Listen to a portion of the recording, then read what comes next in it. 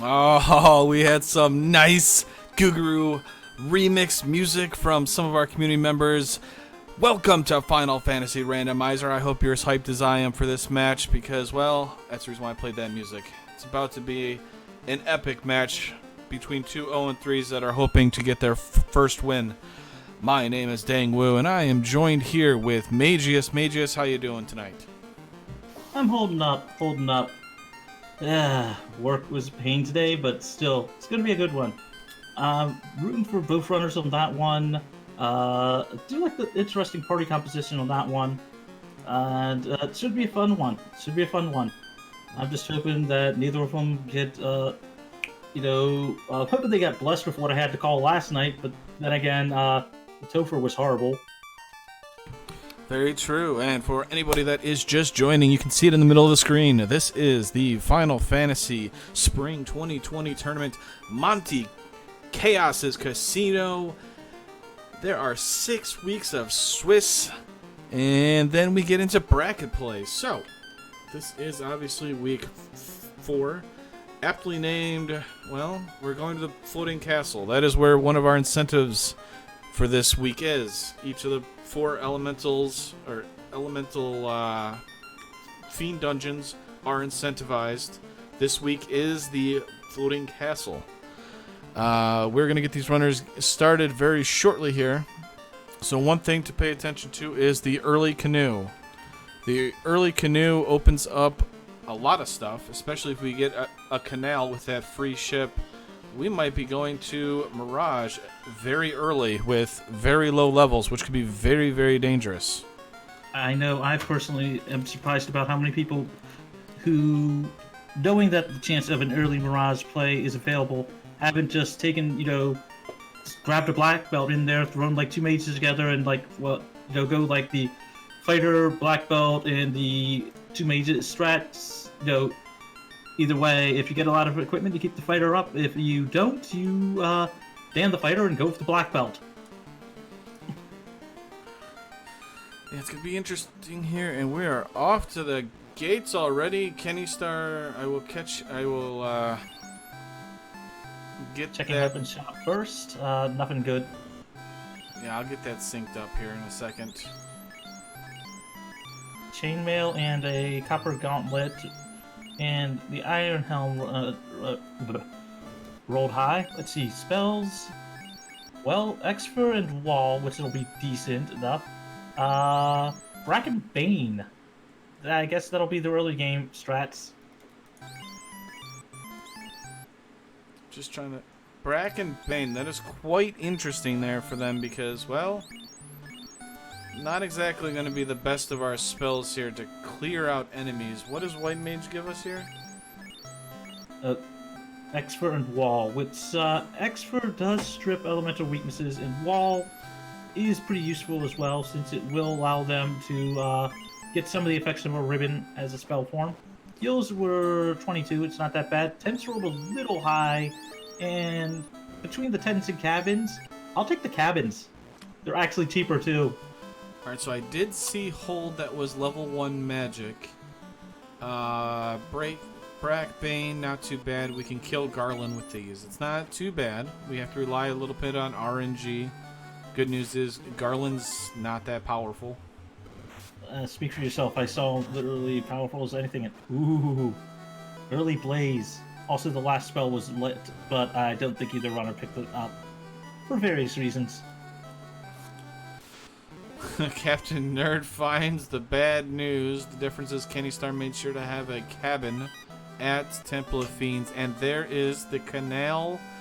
That opens up a whole lot, well, not a whole lot of stuff, but it at least opens up Earth before the Vampire, or just after the Vampire. Opens up Onrax shopping, and it opens up a Crescent. And it looks like early on they do have a little bit of a hero run with if either of them actually do decide to do some manipulation of the encounter table.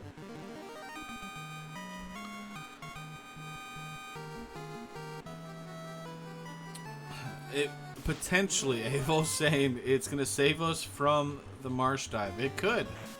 Although I have seen a couple marsh dives hold some important stuff, so we shall see. Very, very true. So let's see how bad this Garland is today. Well, Thief's gonna punch, Garland's gonna punch for a whopping 1. We're bracking and broken into pieces. Yep. Thank you, Light Lawyers. Let's see. Oh, God. Okay. Rod loot. Okay. Yeah, go to Earth, everybody. Go to Earth. Uh-oh. This ghoul is just punishing Captain Nerd. He's got to reset out. Has to recollect that canal. Uh-oh. I So, know Captain Nerd is one of our newer runners. He's got enough heart on some of it. I believe I raced him already. I mean, he did manage to get through one hell of a horrible seed, considering with what we had to deal with. But this might hurt him. Did you know? Actually, I know he did pick up the canal, so although he doesn't have it now, he will be able to come back for that. Probably playing it safe, getting Garland down, and then we'll... looks like going for Garland and grabbing the canal, and then going to talk to Sarah. Not bad of a play. might have been a little bit better to get a cabin or some sort of save just in case. Unrunnable bones, we have some of the worst things to kill him with. We're going to have to rely upon punching. And they have paralyzing touch. This could go badly instantly. Yeah. And they apparently are evasive enough where we cannot punch them down. Yeah, gotta punch them there, Captain Nerd. This is gonna be rough. Managed to get one of them down. So when you do hit them, they're not, they look like they don't have that much HP, which is nice. No, I think a bone's average or original HP value is 10. So. And a nice pro ring in the Matoya cave. Pro ring and an iron armor. Nice early equipment for the night. I like the loadout on Kennystarr already. Bought some camping equipment. Bought some health potions. Bought some pures.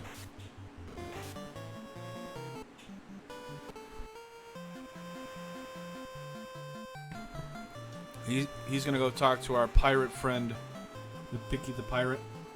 See what he's been holding on to. Maybe after taking on a shark and Red Sahag. I just call them Shags.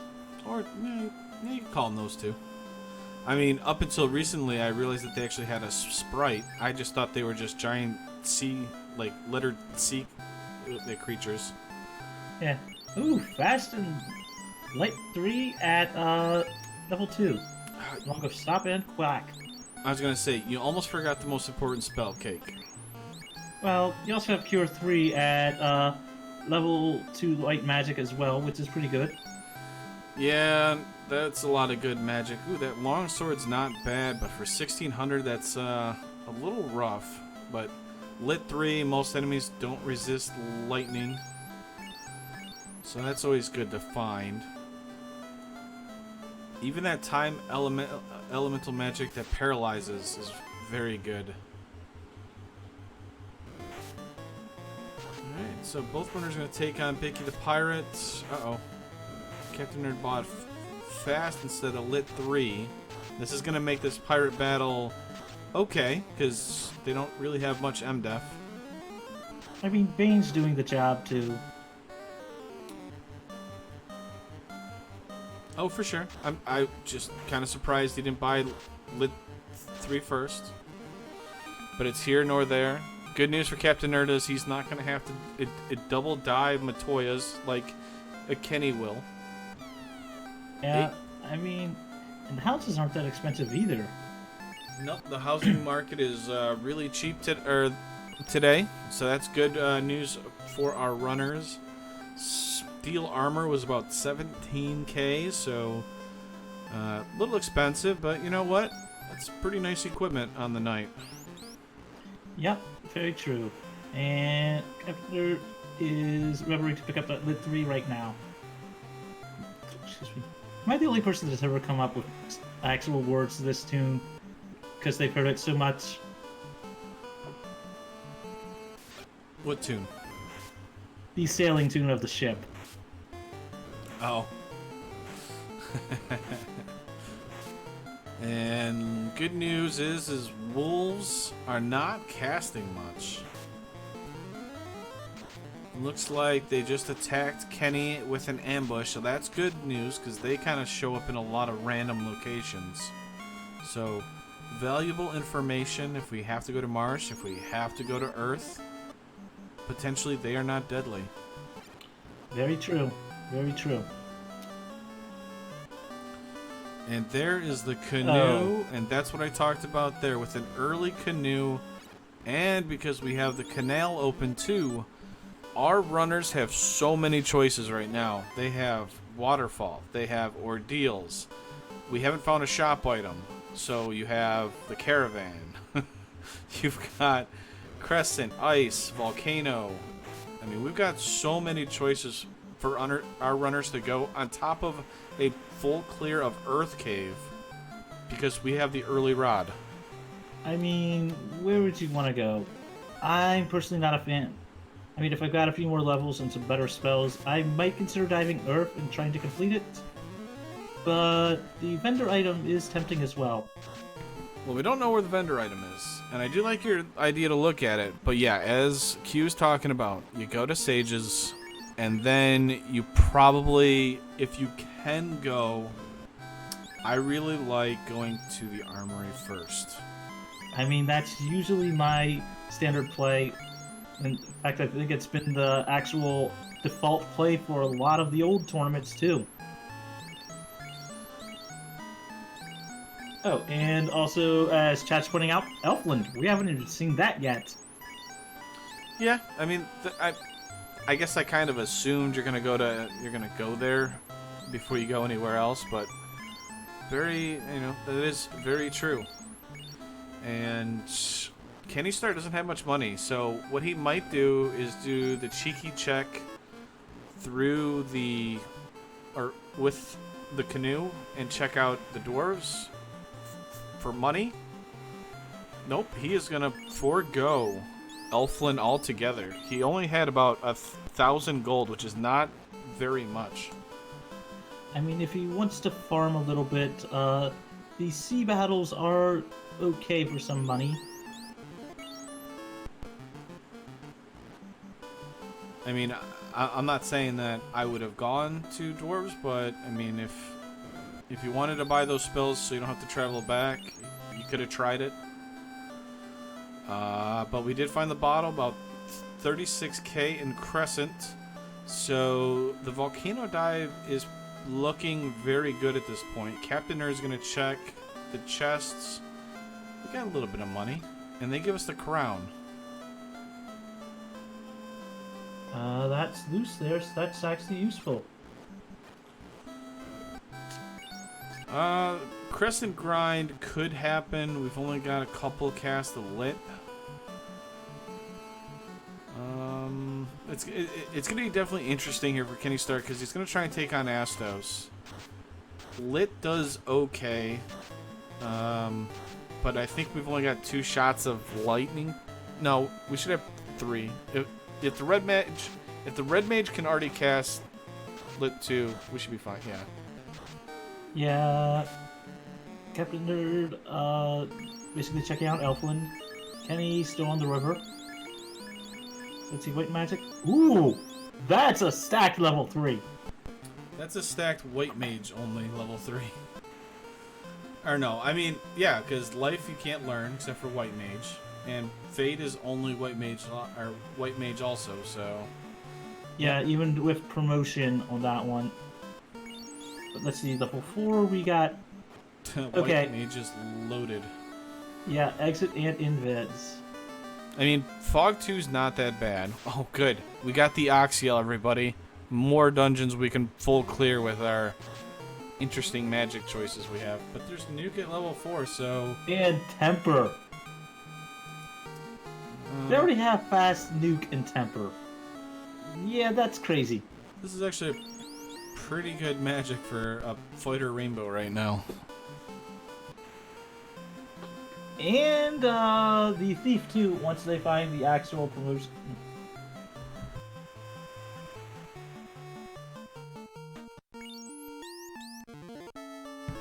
Alright, so Kenny here did the crown.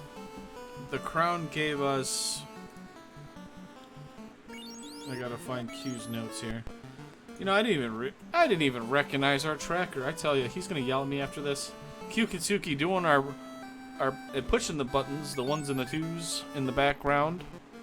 Thank you, Q, for joining us in the broadcast booth, doing that for us. And Kennystarr going to head to either volcano or ice. I'm gonna say it's gonna be volcano. I don't think we're doing ice at this level. And it looks like Captain Nerd is checking Onrak. Sorry, not Onrak. Maybe. Wish I was gonna say, you know, Onrak. Well, Melmond, but looks like he is going to check around and maybe either Sail Crescent or is maybe going to check Onrak. I don't know if how well they know the overworld map or not. So if you're not sure about the river system, this is probably the safer play. The downside of him going this way, because as Q's talking about, he went the long way. He's going to get this crown, and he's not going to have the ship shortcut to talk to Astos, really. So it's kind of an awkward thing.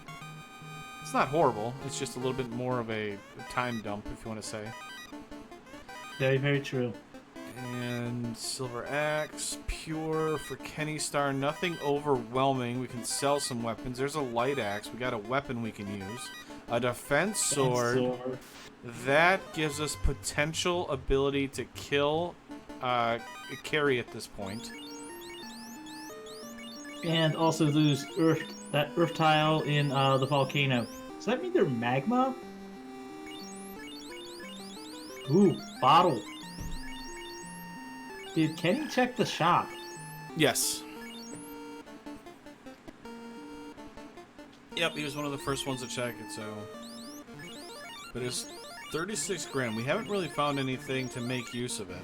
Or to, you know, to really make that money.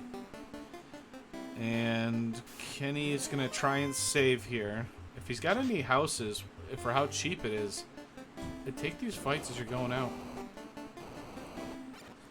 Because, I mean, you're going to gain back your charges anyways. Unless you don't have a house, then it makes perfect sense. Get to combat just outside, sounds about right.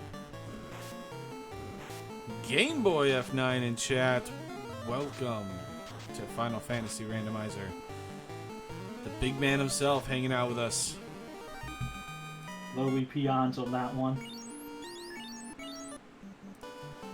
Alright, so Kenny's gonna save, go back in. We're trying to get 36. Actually, no, you know what?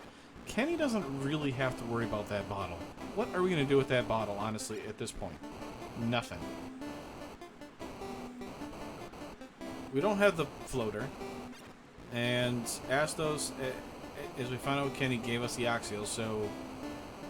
I mean, we've got Ice still, we got Ordeals, we got Waterfall to check right now that are incentive.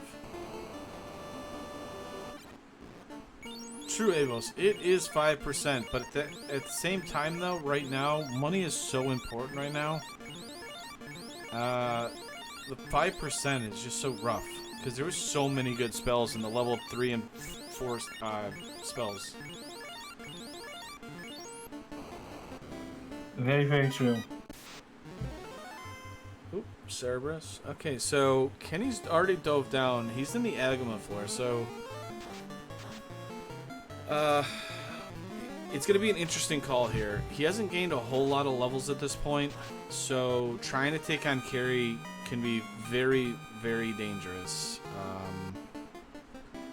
You know, one blaze, one thunder or blizzard could wipe out his team. Looks like Captain Nerd is going to Melmond, so probably we'll see the Earth Dive. Ooh, Cure 4 at level 5. And I think I saw Harm 4. There's a Slow 2, non-elemental. And there's Ice 3 in the Black Magic shop. Yep. Ice 3, obviously the better choice out of the Slow 2, but Flame Sword. Okay. Yeah, it looks like I was wrong, and they're not going to check out Earth.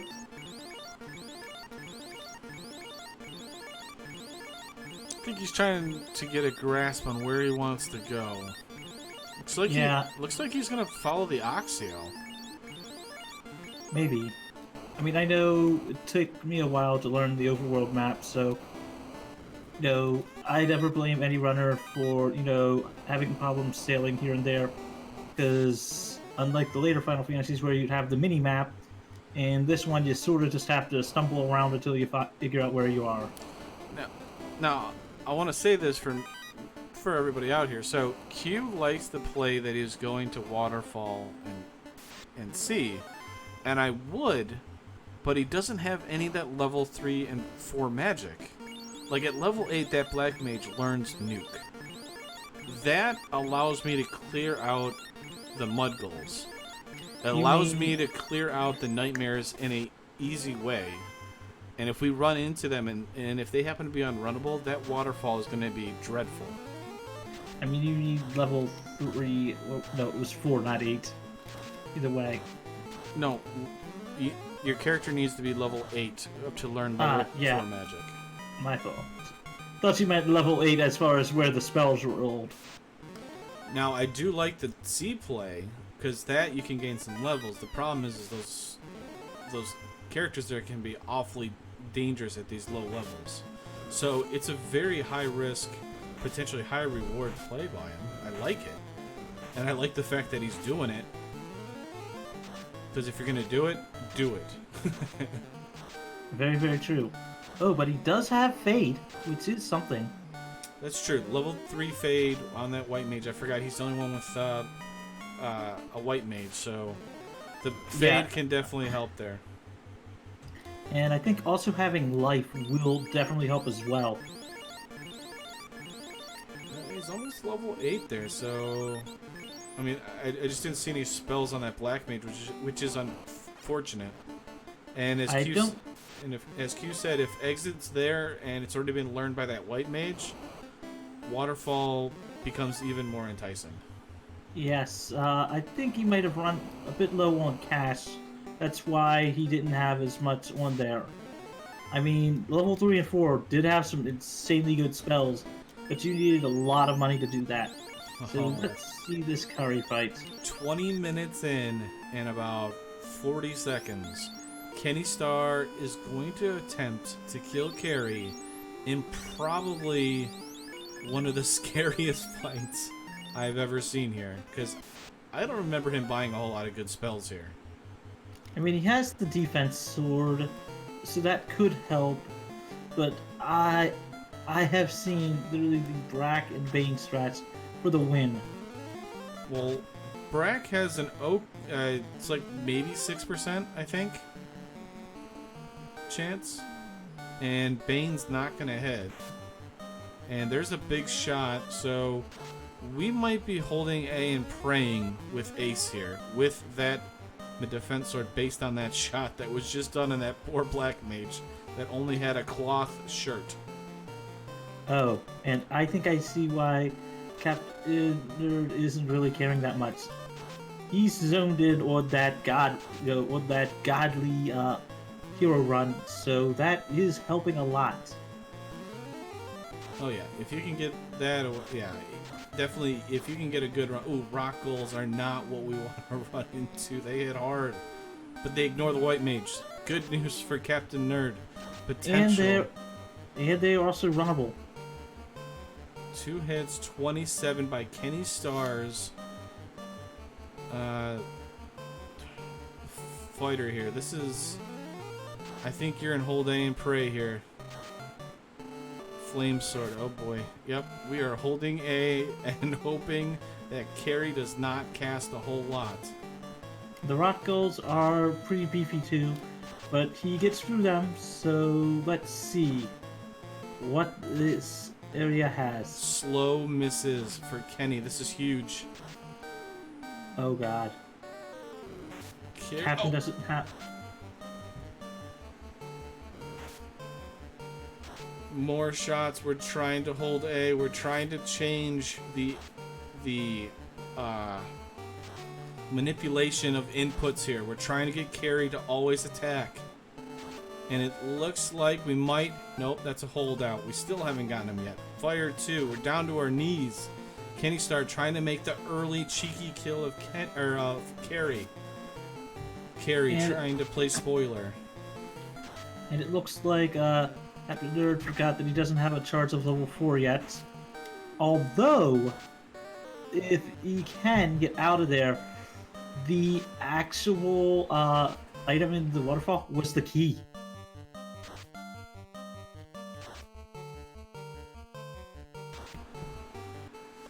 Fire 2 comes out. Carrie says, nice defense. It'd be a shame if I kept casting at you. Even with wall, Kenny has to restart and says, nah, I'm good. I'm leaving. And my broadcast partner here, Magus, has pointed out Captainnerd on the left-hand side did talk to the robot. Found the key, so that is required. Waterfall is required.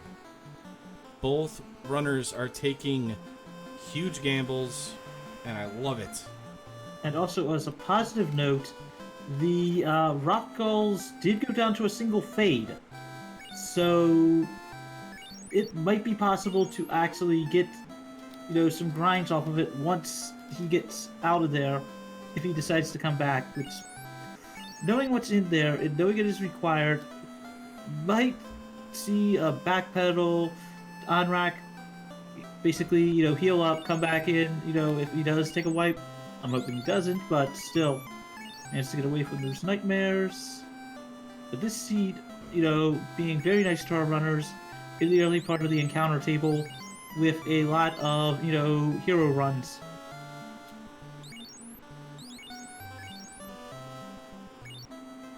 So this is going to be a very dangerous run out here for Captainnerd. This is the reason why I was not overly thrilled with it. Our magic was not overly great.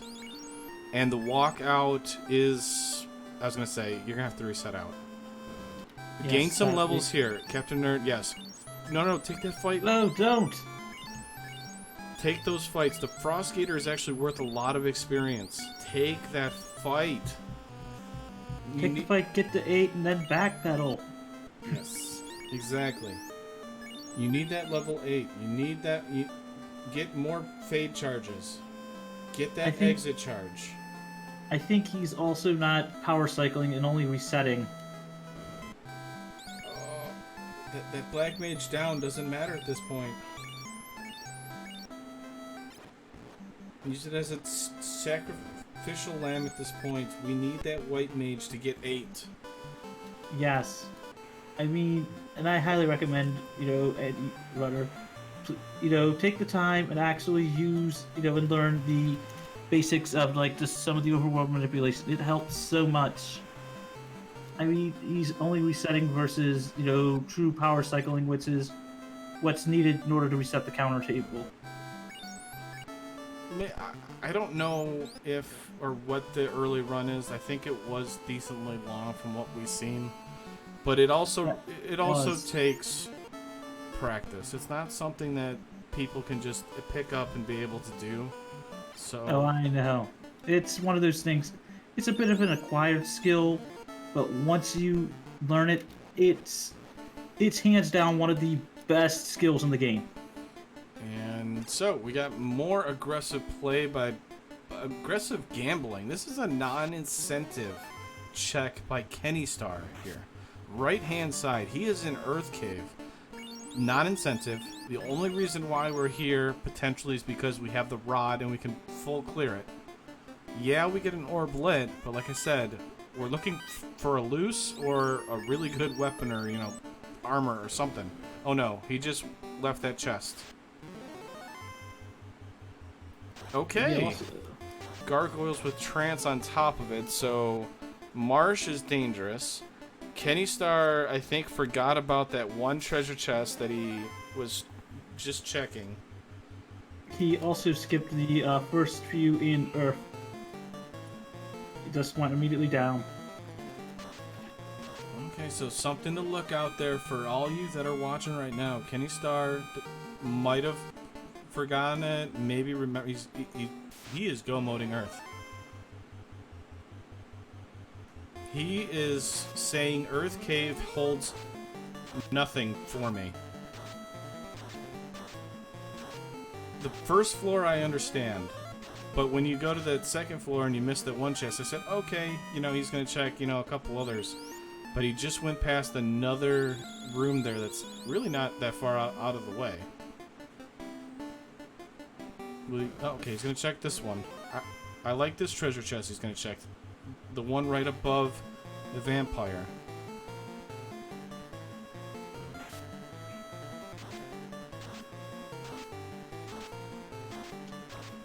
Rock goals with initiative. Not good for Captain Nerd on the left-hand side. Alright, Magius, if you were Captain Nerd and you were just using your last fade. Oh, no, he runs out of it. If he wipes again, Very good. if he wipes out of this, are you going to make the dive again, or are you leaving to do something else? I believe he will try to make the dive again, because he is very tenacious when it comes to things on that one. Okay. I mean, as long as you have somewhat of a game plan and you're going to follow through with it and be decisive about it, hey, do it. That's what I like to see.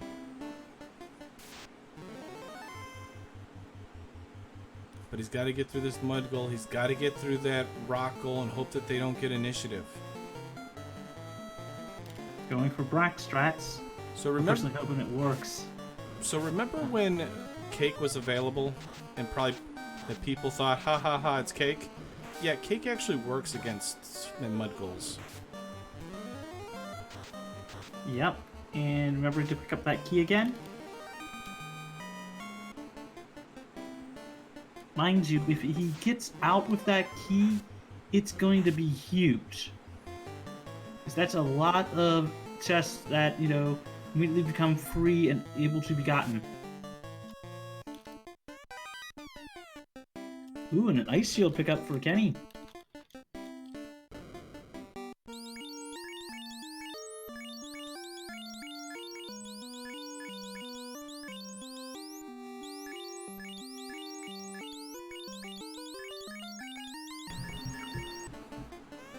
Alright, vampire shaped speed bump on your right hand side, blocking Kenny's path to Lich.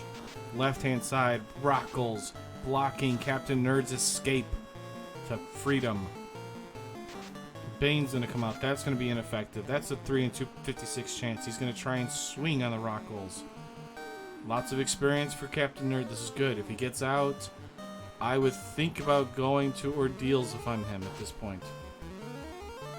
I don't think you're powerful enough to clear out C right now with what we have. Especially with missing the level 3 and 4 black magic. Oh god. And There's mud goals again. look on the right hand side, Magius. The vampire shaped speed bump will not be denied.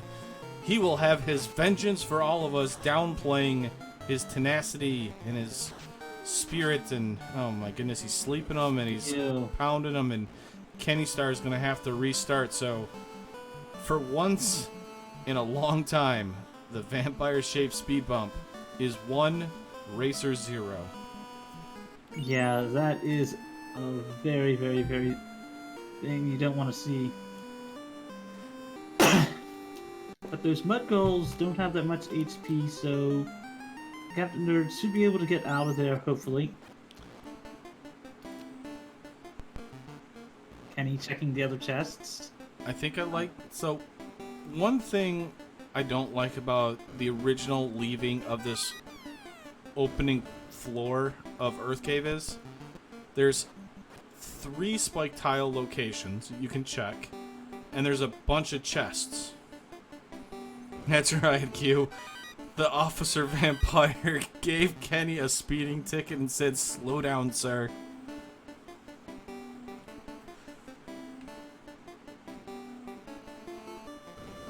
So let's see this one. Ooh, heal helmet at the very least. That'll be used. Sure. Oh god. I think he wishes he had checked those sooner. Well, you can't use them yet. Well, They're both... heal helmets you can sort of use. I mean, you can use it for the heal, yes. It's not... In a speedrunning setting, unfortunately, it's not very good. The Dragon Armor, obviously, very good for endgame. And Captain Nerd's almost out, but he's getting ambushed by whiz mummies and mummies. He's so close. He's about... Uh-oh. Come on. Oh, no. Nerd. Jade, run. Come on. Jade, Come on. run. Come on. No! Has to reset out. What? How are you going to adjust here? Okay, he's running. Okay. I'm thinking ordeals. Ordeals here, I think, is not too bad. Or, as Q says, go to C. Our tracker Q is saying go to C. You could do a mermaid's play. You have some lit 3 charges that he bought. I believe he bought. Yeah, because it's did. level 2. There we go. This gives him level 8. Go on. Save it. Save it. Save it. Yay! He managed to make it back to Onrak. Meaning he could save that level and get exit. Yep, he now has that exit charge. That's important. So, but I kind of like the C play at this point now. You can do mermaids, exit out. Gain some levels, and with that lightning 3 on 2 of your characters, plus the fade, you can clear out and gain levels here. Like, this fight here, way easier. Very true. On top of someone's got death touch. Oh. I think something had yeah. death touch there. That was an instant death. Something definitely had paralyzing touch, and then something had a death touch. It happened so fast. I looked over at Kennystar's, and the next thing I know, something went down instantly. Maybe it wasn't. Maybe it wasn't a death touch. I don't know. But all I know is something died real quick. And according to chat, 150 plus swings from Lobster. That's the downside of this early play in the sea. We don't have the equipment. Our casters don't have anything. There's a cloth armor, I believe, maybe on our Black Mage. At least there was on Kennystar's. Captain making it to the mermaids as you know the ladies. Let's see what they've got tonight. Not much. A little bit of cash. Black shirt. That's very useful. No, I think this is a good change of plan by Captain Nerd to go to mermaids. I mean, unfortunately, he's got to check a couple chests that are on the other floor that was leading to mermaids. But so far, a black shirt's nice to find. It's not something that's going to be game-breaking. I mean, Silver Seal's also good.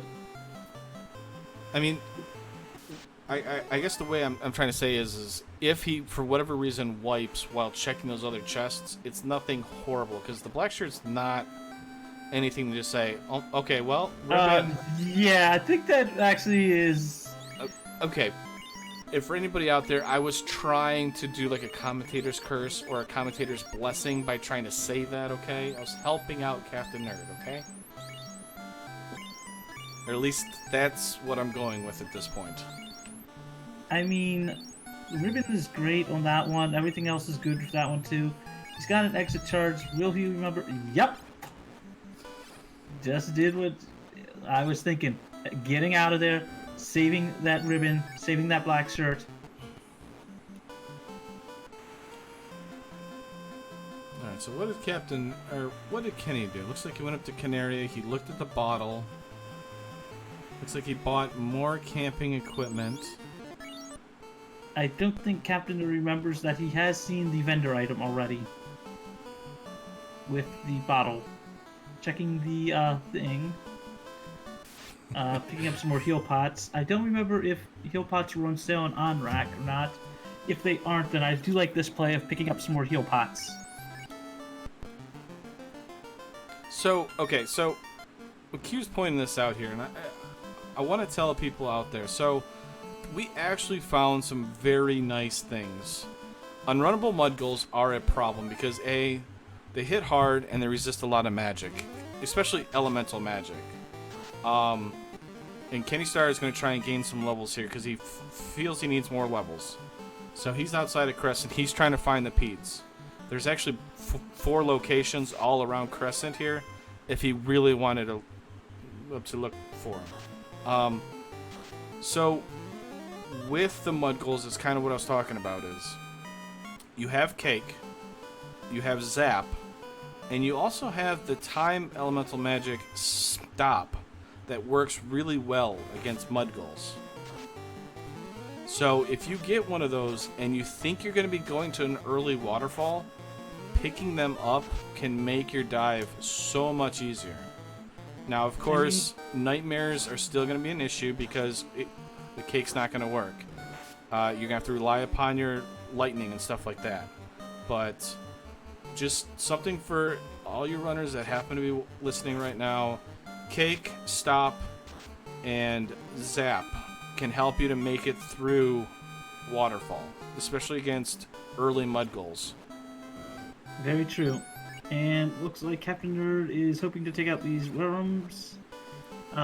They were susceptible to the some of the stuff. Ooh. Come on. Get out of there. And it makes it. Those were some spicy wings. Captainnerd could not handle them this time. Almost wiped. Yes, but didn't, and that's always a thing. Even if it's going to cost you some time, being able to get out of a thing without wiping is a thing. I think Captainnerd doesn't realize that he's got those cabins there that he could just spam. But those are just like really good if you need to heal the whole party fast. Frost Gators, Arcade Bay. Okay, so Where are you going, Captainnerd? Are you going back in the sea? Are you going to take on Kraken? I think he's just going in here to save, because doesn't realize that he can use those cabins in the overworld to help save.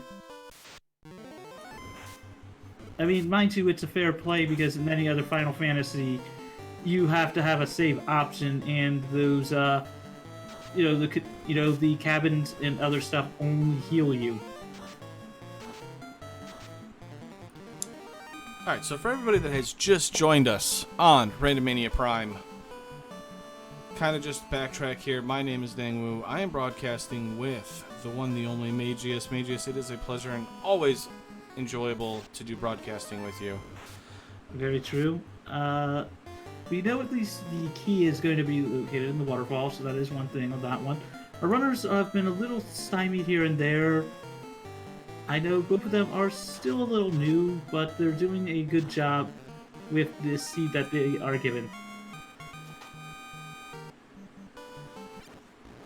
Yeah, it's definitely slowed down a little bit. For anybody who doesn't know, Kennystarr on your right-hand side did a very aggressive battle against Carrie at about the 23-minute mark. He basically used a flame sword, walled up his fighter, and hoped to RNG looped Carrie. Unfortunately, Carrie said he will not be denied and killed him. He also wiped to the vampire-shaped speed bump. So for Kenny right now, he's slowed down, he's gaining levels, he's adapting to what the seed is tossing at him. Captainnerd, on the other hand, did the aggressive play, went to Waterfall. Rock Gulls were pounding him on top of the Mudgulls.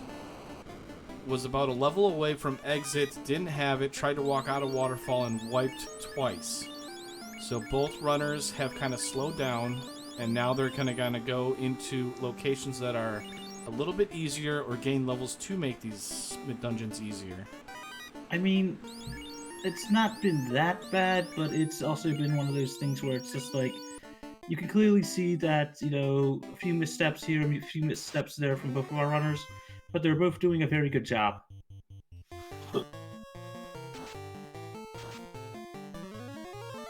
And those mummies and whiz mummies combination are unrunnable, but they do seem to go down, pretty easy. Don't you love it when it's like you step into the one teleporter that warps you directly to the same room, especially when it happens twice?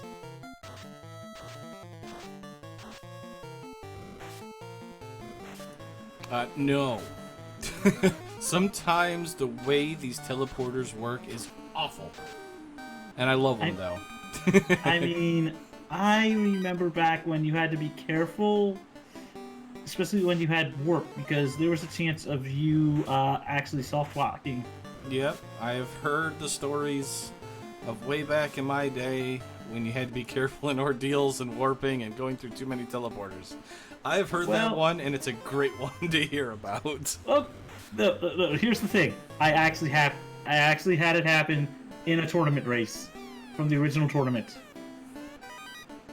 Because I think you actually definitely had to make sure to save before you went into ordeals. Because what's even funnier is they literally forgot about it and then literally had to make a post, in an actual pinned message at the time, reminding people, oh yeah, this is a thing. Make sure it happens. And this was after the first few matches of the tournament. Left-hand side, Captain Nerd has made it through the teleporter maze. It was the ever-annoying fourth teleporter. About to see what the spike tile is. Hides that black mage. It's just giants, unless giants hold something nasty, but we get the early run. Some money. So let's see what we got here. Money. More money. We'll take that no money. We'll take that money. Coral sword. Ooh, Medusas. Take that fight. Oh no, take that fight. Medusas roll low health generally. They're worth a decent amount of experience, just like Paralisks. And the effort to the amount of experience gained is well worth it. I mean, I don't fault him for running, because most people don't know, except for a handful of mobs, which mobs usually have the most EXP offhand. More money. Sun Sword? That's actually going to be useful. If only Kennystarr had that against Carrie, he might have been able to beat Carrie. Flame Sword, not very great, but you know what? I like to play by him.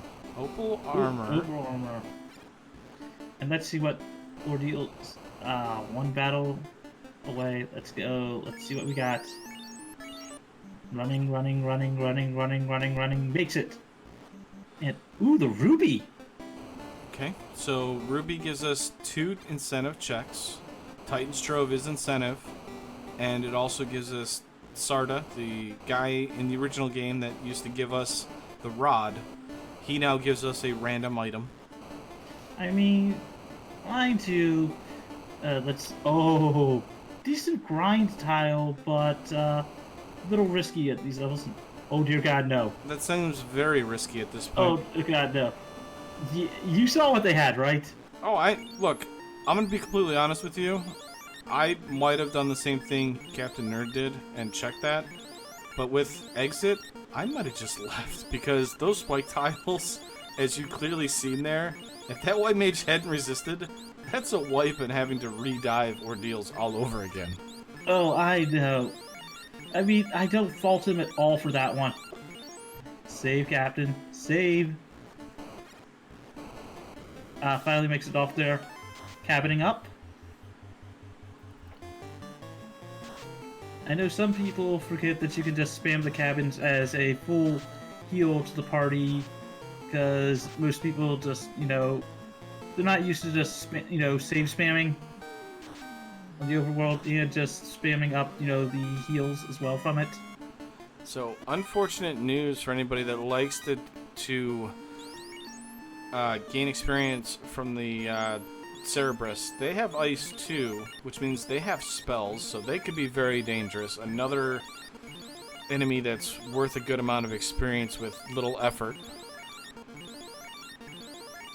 And Captainnerd retracing his steps back to Melmond, and will be probably talking to an old man real soon. He definitely will be feeding a Titan that's hungry. Of course, of course. Alright, so level 12 for Kennystarr. Are we better equipped to take on Carrie at this point? The important part is, was he able to buy the nukes? Was he able to buy possibly the Quad X?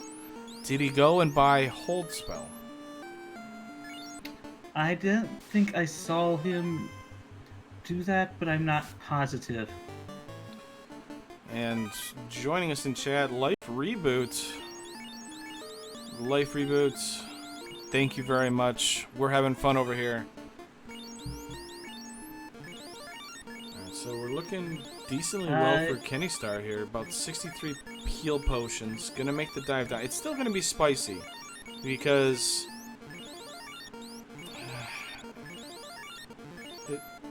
it's not great. We don't have a great weapon. We do have walls, so the elemental damage will be reduced.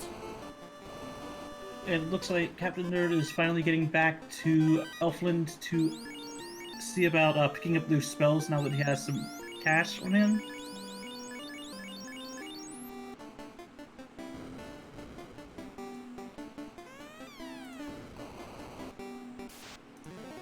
And Kenny getting the obligatory "this chest is empty." Gotta always look for the, lean in, like try to dig around, see if there's anything left. That's right. Always question the game. It might be lying to you. Very true.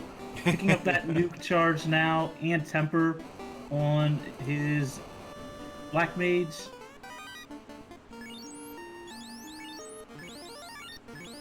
And now some nuke and even Quad X, which is going to be very useful. Quad X is a great spell to have. Kills any enemy that doesn't resist the death element that has 300 HP or less. I highly recommend picking up at least one cast of it, if you can, and if it's not going to completely, depending on what other spells got rolled into its level, because it's always useful, especially early on if you really need it. Alright, round 2 for Kennystarr on the right-hand side. Gonna try and get his revenge. A little better leveled. Probably's got the nuke.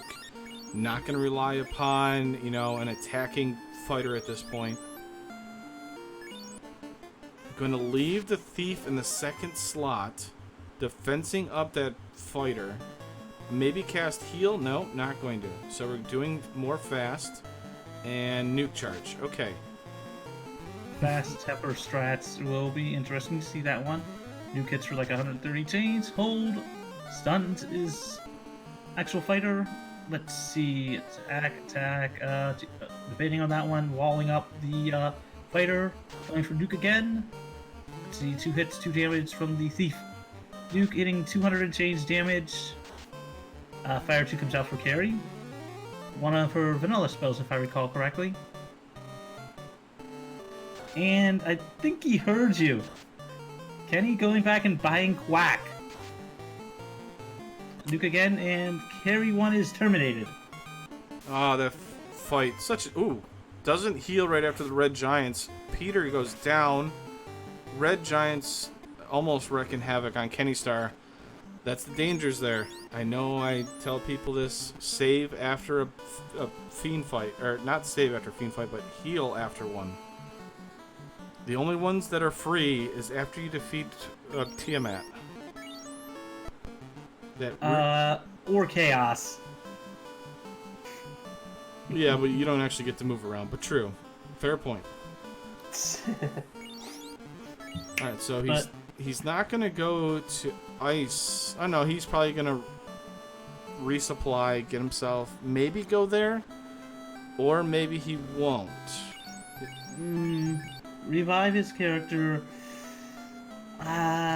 With what we know, that one. Probably going to pick up some houses, maybe?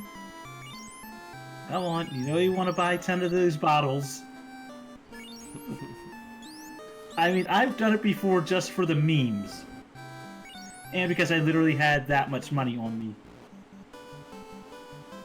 Ooh. I like Captainnerd's play. You remember Cure 4 was at the Level 5 Magic Shop and went back to pick it up. Also picking up Harm 4, because I don't think there was many things at Level 5. Not really, just Ice 3 being the only spell that's useful there. So, one important thing that should be pointed out for everybody is that first slot, White Magic, in level 5 is Red Mage allowable. The second slot is Red Wizard learnable. So, that Cure 4 is now allowed on both Captainnerd's Red Wizard and White Mage. Or Red Mage and White Mage. And, though Captain Nerd has not checked Titan's Trove yet, he's looking like it's on the way to do that.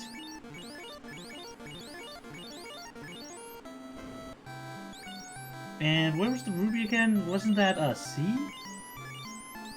The ordeals. Oh yeah, that's right. It was ordeals. Feeding that hungry Titan. Nom nom nom nom nom nom nom nom nom.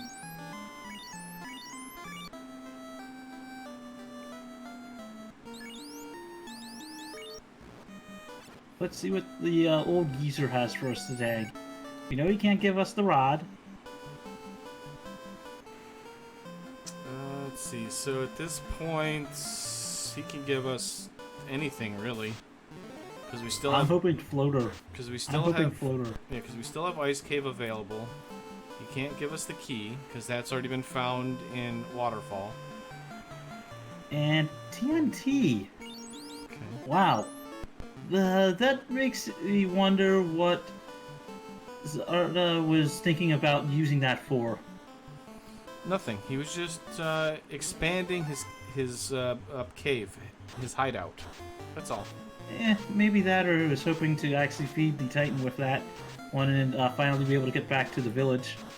Are you telling me that he has a grudge against our kind of Titan? I mean, the Titan is blocking his path to the village. He might be hungry. Oh, not the Titan, but, you know, Zarda. Now, will Captain Nerd remember to check the Titan? He doesn't check it. I don't know if he remembers that it's incentivized. Well, okay. This... Maybe he'll remember. Go back. Uh-oh. Okay, so we don't know what... we don't know what Titan's Trove has.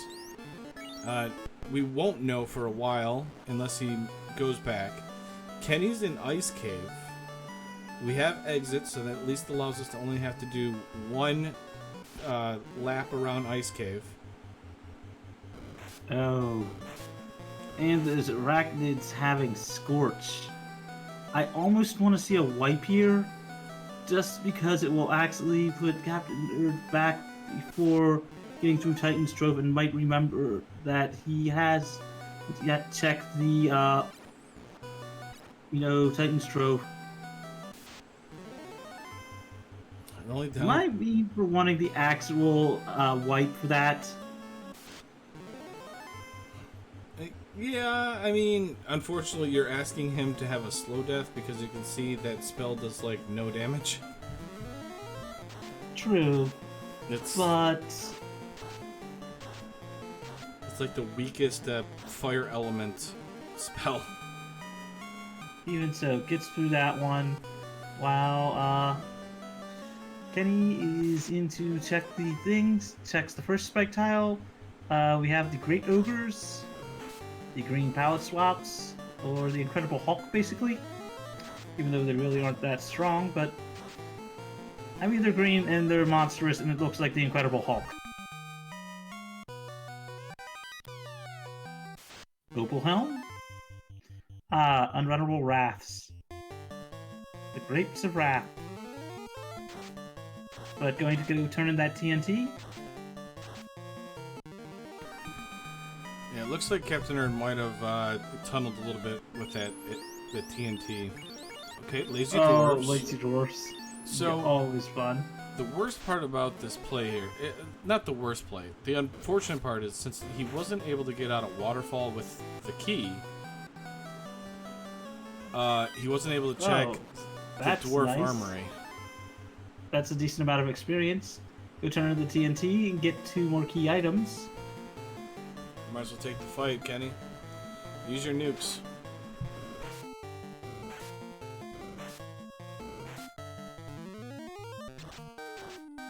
Or lit 3 because these waters are weak to that. Ironically, waters are actually weak to ice. Very true. It's just one of those things like, you know, with any other Final Fantasy, they're weak to lightning. Oh, and believe me, I totally understand it. It's one of those weird things where they're weak to ice. I mean, I guess frozen water, so it does make sense. So level 14 for Kenny. We're almost an hour in, and we finally hit the mid-teens for Kenny. And Captain Nerd has left, hasn't done Waterfall, or I mean, hasn't been able to complete Waterfall, and is making the play to Ice/Volcano.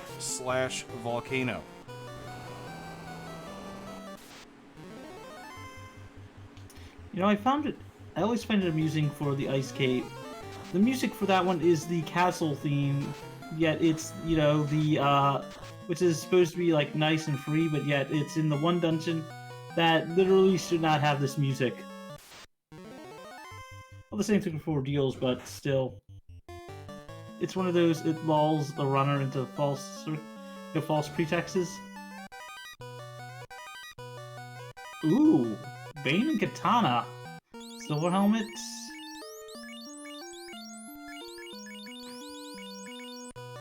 Considering Kenny does have a thief, that will be very useful. So, I like the party that Kenny is usually running. The cool part about finding the katana is we have found an endgame weapon. I mean, the defense sword can work, but if we go up against anything with heavy absorb and we need to shred through that armor, the katana is going to do it way better. Very, very true. The katana is what? The better Vorpal? It is. It is a very... it's the... I guess you want to say it's more powerful. It's got a higher base damage with the exact same crit rate. Very, very true. Opting to go use that recently acquired Bane Sword on those wizards, and does not really help. But them poisoning his fighter and his red mates is a thing.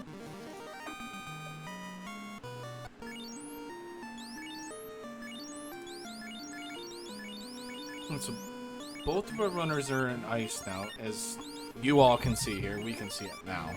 So Kenny's, you know, basically an entire dungeon ahead. Flame armor is found, so that's amazing because the iron armor can get moved down to the ninja, or we could just drop it.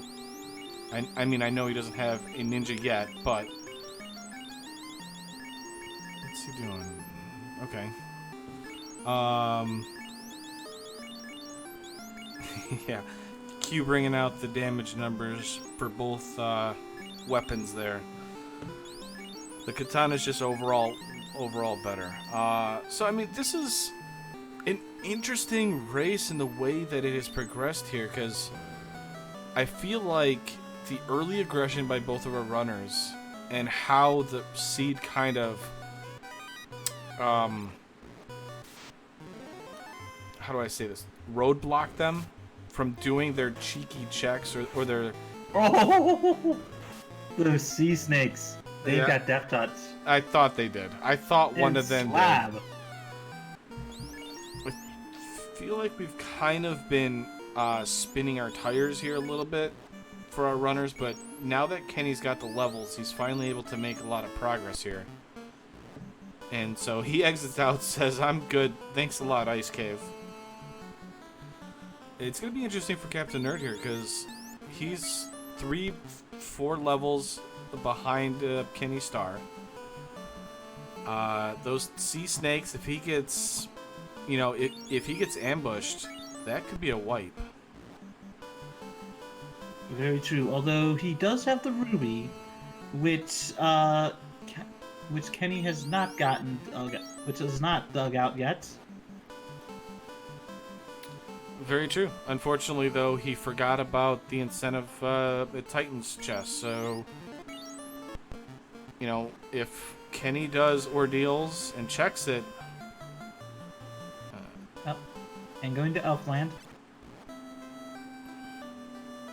One of my favorite destinations to go with the ship.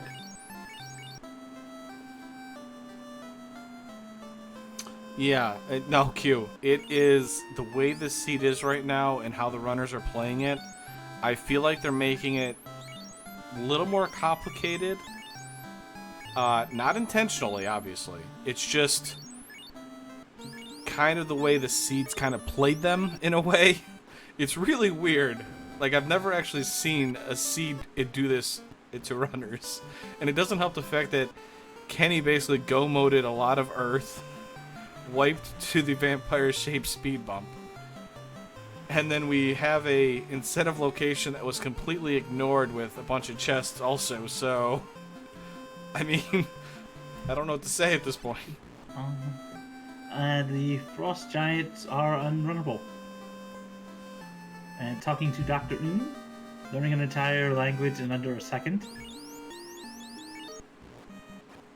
Ooh, but they're susceptible to Brack, though. Alright, so Kenny's going to try round 2 with the vampire-shaped speed bump in Earth, trying to beat up on Lich, light his second orb, expand that lead, or increase that lead. I would assume Captain Nerd's going to do the volcano afterwards. Probably have a little easier time compared to Kenny's first time in there. Obligatory double checking the chest. That's well. Bulls with stun. Maybe he thinks they're zombies. You got to give them the double tap. You got to make sure they go down and never get back up. Yeah, that's very true. And Kenny once again not checking that one chest.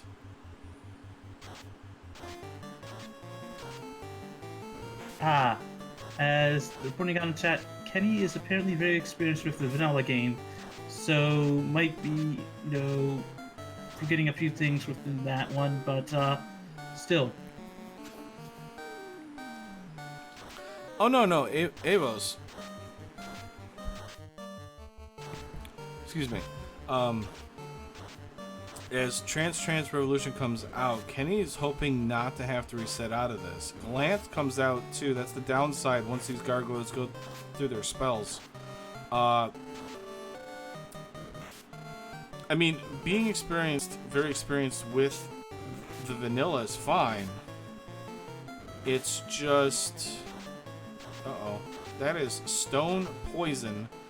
And Kenny is wiped out from the gargoyles. Trance into glance into stone poison.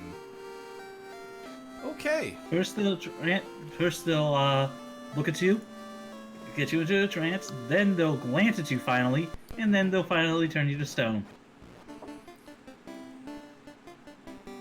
Yeah.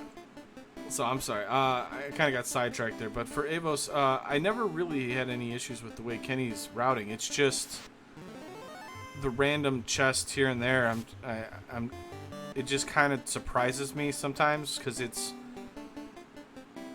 more terrifying to leave an easy chest that he's left twice now than it is just to check it. But if he's got a game plan that says I'm checking it, I'm not checking it no matter what, hey, that's cool. Every runner has a game plan. And if that's his game plan, cool. It's just interesting to leave a chest when you've already checked 2 of the 3 that's maybe an extra, input right. Uh-oh. His best friends. Oh, he ran away. Ooh, gold bracelet. And... Uh-oh. Oh, okay. So, one of the... Oh, did you see that on Captain Nerd's side there, Magius? No, sorry, missed it. What? So, Captain Nerd went to heal, but because he has life and exit in that first slot, he hit the exit button, but Oh god, no. But no, please tell me. Thankfully, because our devs are awesome, they put a confirmation on the exit spell to prevent you from accidentally clicking exit and confirming it, because you have to hit A again. He was able to hit B and didn't exit out. Do you know one of the reasons for that, Check? They actually did do that one, although I complained about them to why that wasn't done sooner, because I accidentally have done that in Topher. Oh, I'm sure it happens. That is exactly why, if you talk to a lot of runners, they will put whatever they can put in front of exit for that one reason. You don't want to accidentally hit that exit spell. And if you get a little gung-ho about hitting A multiple times, hey, there's another katana up for Kennystarr. At least it's not as bad as Mystic Quest, where you're using exit a lot and you can't move it. And I should say there was a race that took place yesterday. I'm not going to say where. There was a very close race, and the runner accidentally exited out of Temple of Fiends Revisited.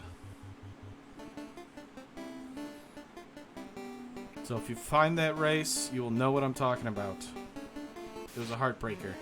They were literally a floor.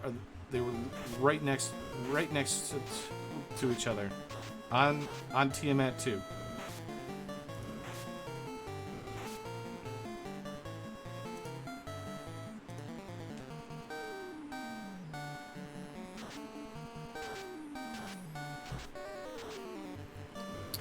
All right, so good old Twitch being Twitch at this point for us, or for me, as the restreamer. Magius, okay, so we're looking at this, right? Yeah, we are. How do you see both of our runners running at this point? Kennystarr, you would say, probably has a pretty good chance of being able to beat Lich, right? If you can get there, yes, depending on what the enemies have in the lower parts of Earth on that one. I would say clearly Kenny is somewhat in the lead, although Captain Nerd does have a slight advantage if the Ruby actually does make... If the Ruby is that important, and Kenny does not check that for a while. Okay. I mean, yeah, because Chime was from Sarda, I believe. Yes, it was. So the Ruby will be required. Well, not necessarily. Because we don't know where the floater is. True enough. I meant more on the needing to at least see Sarda, not one in the present since we don't have the floater, but still. Nope, I mean, but it could be, because once again, we don't know what the Ruby turn-in actually did for us, besides Sarda. I'm hoping it's the floater still. I mean, I'm hoping not for Captain Nerd's sake, but it could. I know, but at the same point, if it isn't the floater, I mean, it's one of those things that it would be fun to see it, but who knows on that one. I mean, if Kenny decides to, okay, go mode C and doesn't check the mermaids, he could be checking a lot of places before figuring out the has he skipped a lot of chests before he figures out where the actual chime is on that one, especially if the Ruby leads to the floater. Yep, and I mean, we still have the vampire's chest to check here, because obviously the vampire won out in the first battle. And we also have Earth Floor 4 to check for Kenny, so that could be loose. We still have 2 loose items available out to our runners. See. The vampire again. Is he gonna go punchy punchy squishy squishy to the party? Nah. Great. Nah. Well, he did, sort of. He took out the fighter in the front row, but... And all for a cabin. Oh, that's the right, we best don't have cabin life. in the game. Nope. Only Captainnerd has it. Because he's the only one that brought a white mage. The white mage paying off already. Kennystarr, unfortunately, is going to have to three-party this. With Got a a 3-man / woman it. Yeah, that, the ninja's gaining some levels today. And also, Captainnerd does have the better sword at present. In the Sun Sword, as far as damage output goes for the current party. Pulling out that crowbar, smacking the block.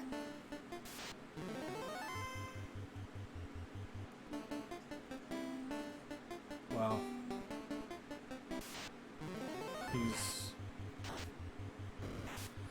He's leaving those chests in Earth Floor topside. Oh god, Grimps. It reminds me of something I saw earlier in the tournament where the Grimps had Cure 4.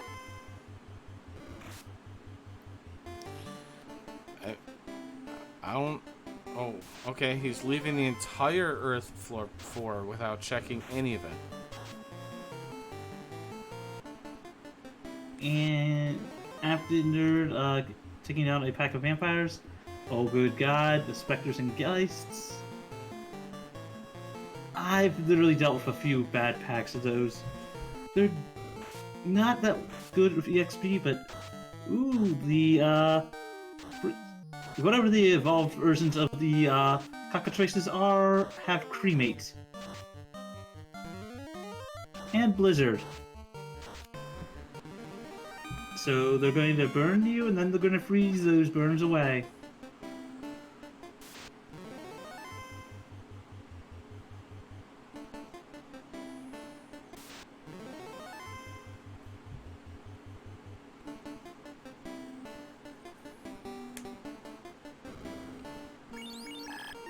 Alright, first look at Lich 1. What does Lich have in store for us? Base HP in the original game is 400. Let's hope he isn't a bee. Let's hope he doesn't have anything too... Wow, that's a big 390 shot from Nuke. Lich should go down here. Nuke, dead. Almost a max roll Nuke. Punches Kennystarr's second orb. 2 orb lead for Kennystarr. Captainnerd's trying to catch up here in Volcano. Picking up his oval gauntlet. Alright, Kenny, where are you going after this? Yet another competitive... I don't know if that was a very competitive fight, Game Boy. I really feel like Lich let us down here. At least Carrie was able to win one. Lich kind of just took the nuke to the face and went down. Basically went, not the face, not the face, not the face, not the face! And it hit the face. Right? Like he was trying to wind up, you know, like in those the cartoons. He casted fast and he's like winding up like he's gonna do this really big punch or something like that, and we're just like, you know, flicking with a finger or something like that. But get out of the way. I mean, it reminds me of just like the old school Falcon Punch. Basically winding up for that huge hit and just basically getting hit, you know, just before you can use it. Exactly, baseball bugs. Okay, so Kennystarr's got to do ordeals. He got to do waterfall. That is key. That is where the key is. We also have 2 loose items that are in play. Kennystarr's basically foregone Earth Floor 4 just before Lich. Didn't check any of those chests there. He's gonna do ordeals. That gives him the ribbon, or I'm sorry, the ruby, which leads to Chime. And we don't know what Titan's Trove is because Captain Nerd missed it. I'm just kind of just trying to rehash it for anybody that has just joined. And Captain Nerd is doing what Kennystarr has already done and is clearing the volcano for his first orb lit.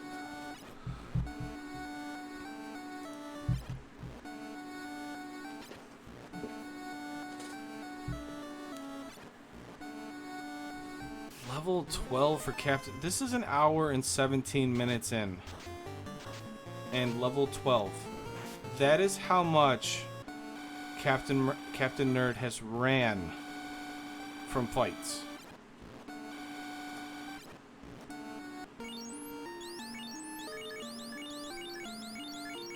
I'm not saying that the encounters have not been rough. And even Kenny is kind of low level. I think he's now reaching level 17. So it's not terrible on Kenny's side or never. It's just surprising. An hour and 18 in, we have not gained a whole lot of levels here. I guess our key item count has been kind of low also, so that can account for a lot of it.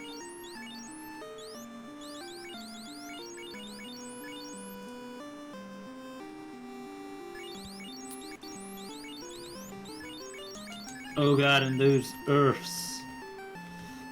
Ouch!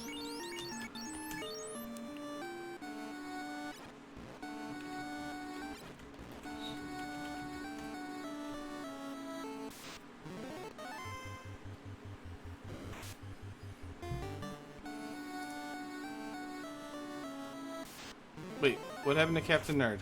I looked away for a split second. Earths.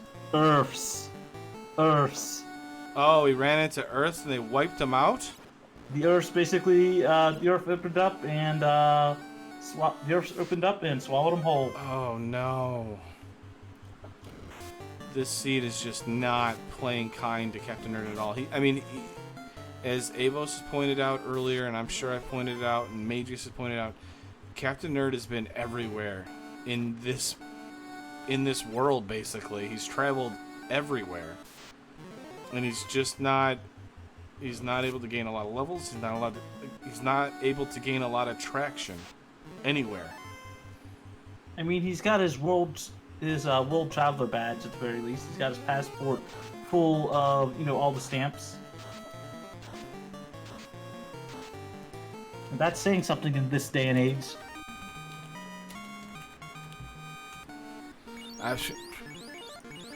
Look, he has definitely sailed the high seas.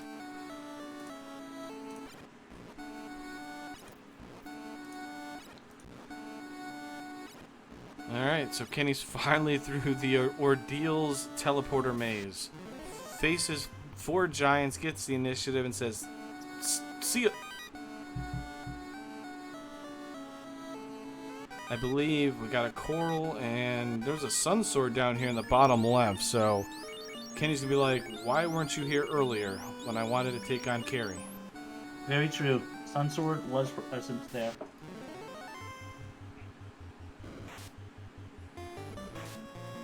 Now, so this is something that could be interesting here for anybody that... so pay attention to how Kenny routes this after he gets this incentive location. If he chooses to exit out, that is an excellent decision. If he decides to take this spike tile and see what it is, they cast Zap. He's exiting.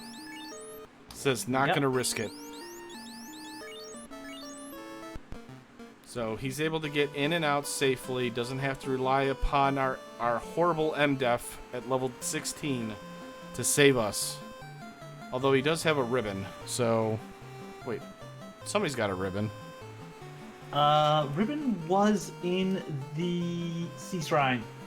Oh yeah, that's right, Sea Shrine. So that's a Captain Nerd that has the one ribbon. And as you can see here, left-hand side, Captain Nerd is still sailing the high seas here.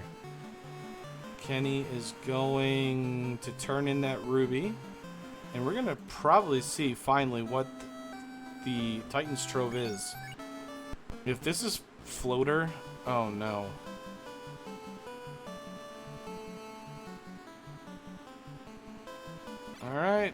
we go.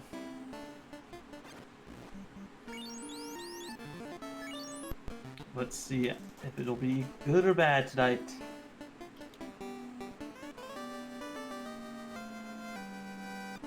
Cube would be pretty. Yes, Q. That is. Yeah, if Cube is here. Yeah. Let's see. No whammy, no whammy, no whammy. No whammy. Opal cherry. Wait, there's one more loose. Okay, light axe. Okay. Okay. Opal bracelet, obviously very good for our casters, right? I mean, it's great to have. Probably would help out Captain Nerd. But not necessary. Exactly. Not a progression. It's it's not the cube. It's yeah, it's not the cube. So, wait a minute. They're a cube away from go mode, but everything's been checked, right? Yeah. Ice has been done. Waterfall. Bottle hasn't shop. been checked yet, but the floater could still be loose, and the sky incentive hasn't been checked either. So, yeah, we are a cube away technically from go mode. Waterfall gives us the key, and if the loose item is the cube, we can actually beat this game without the floater because the other loose would be the floater. I mean, technically, the loose could be the floater. That is true as well. And if the cube is in, say, Mirage, with the floater locked in Marsh, could still be floaterless, because I don't think anybody's going to go check Marsh for the floater then. How do we know? Oh, Falconic, the reason why we know this is, okay, so I don't know how much you've seen of this race, but both runners were highly aggressive. Captain Nerd actually went into Waterfall at level 7 about 22 minutes into this thing and tried to run it in and run it out. He didn't gain the levels to level 8 before attempting it, so he didn't have the exit charge available. And he almost made it out the first time but wiped. Tried it again, wiped again, and then went mermaid side. In which the mermaids did have the one woman was there on that one, and oh no, we're wrong. Time was here. So, okay, so yeah, let me actually do this properly. Rockle. So Captain Nerd's gonna exit out obviously once he gets through this. He's got the charges to take this Rockle fight. He should take it. Great experience.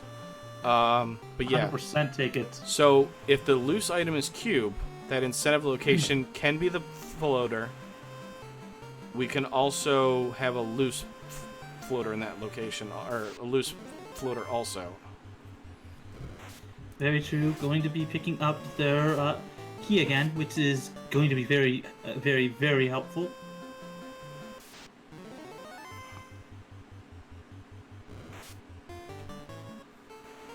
And Captain Nerd says, "Thank you." Uh-oh, save. Okay, we're not saving.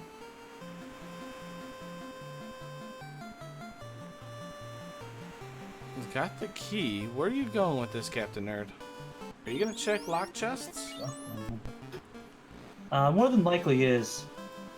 Oh, look on the right-hand side. Look at where Kennystarr's going. He doesn't have the key, though, so this is a very interesting check here. Oh. He has Waterfall to do, but is instead doing the Marsh Dive instead of doing Waterfall. Obviously, we know what Waterfall is. He doesn't know what Waterfall is. I'm happy about this play. Just because I like watching runners suffer. You are an evil man, and I approve of it. Alright, top floor I of mean- Marsh. Oh, Excalibur. Excal! Got That away. alone is worth the Marsh drop. That alone is worth it. Not yet. We can't equip it yet. Not yet, but it makes wanting to get the tail very, very, very worth it. I mean, I'm assuming they want it already because is it Kenny or is it Captain that's got the dragon armor? Kenny, because he's also got the katana, so he really needs the class promotion. Okay, so top Very, side. very true. Top side gives us XCal. More things to tease us with that tail promotion we can't do anything with, even though we don't have the tail.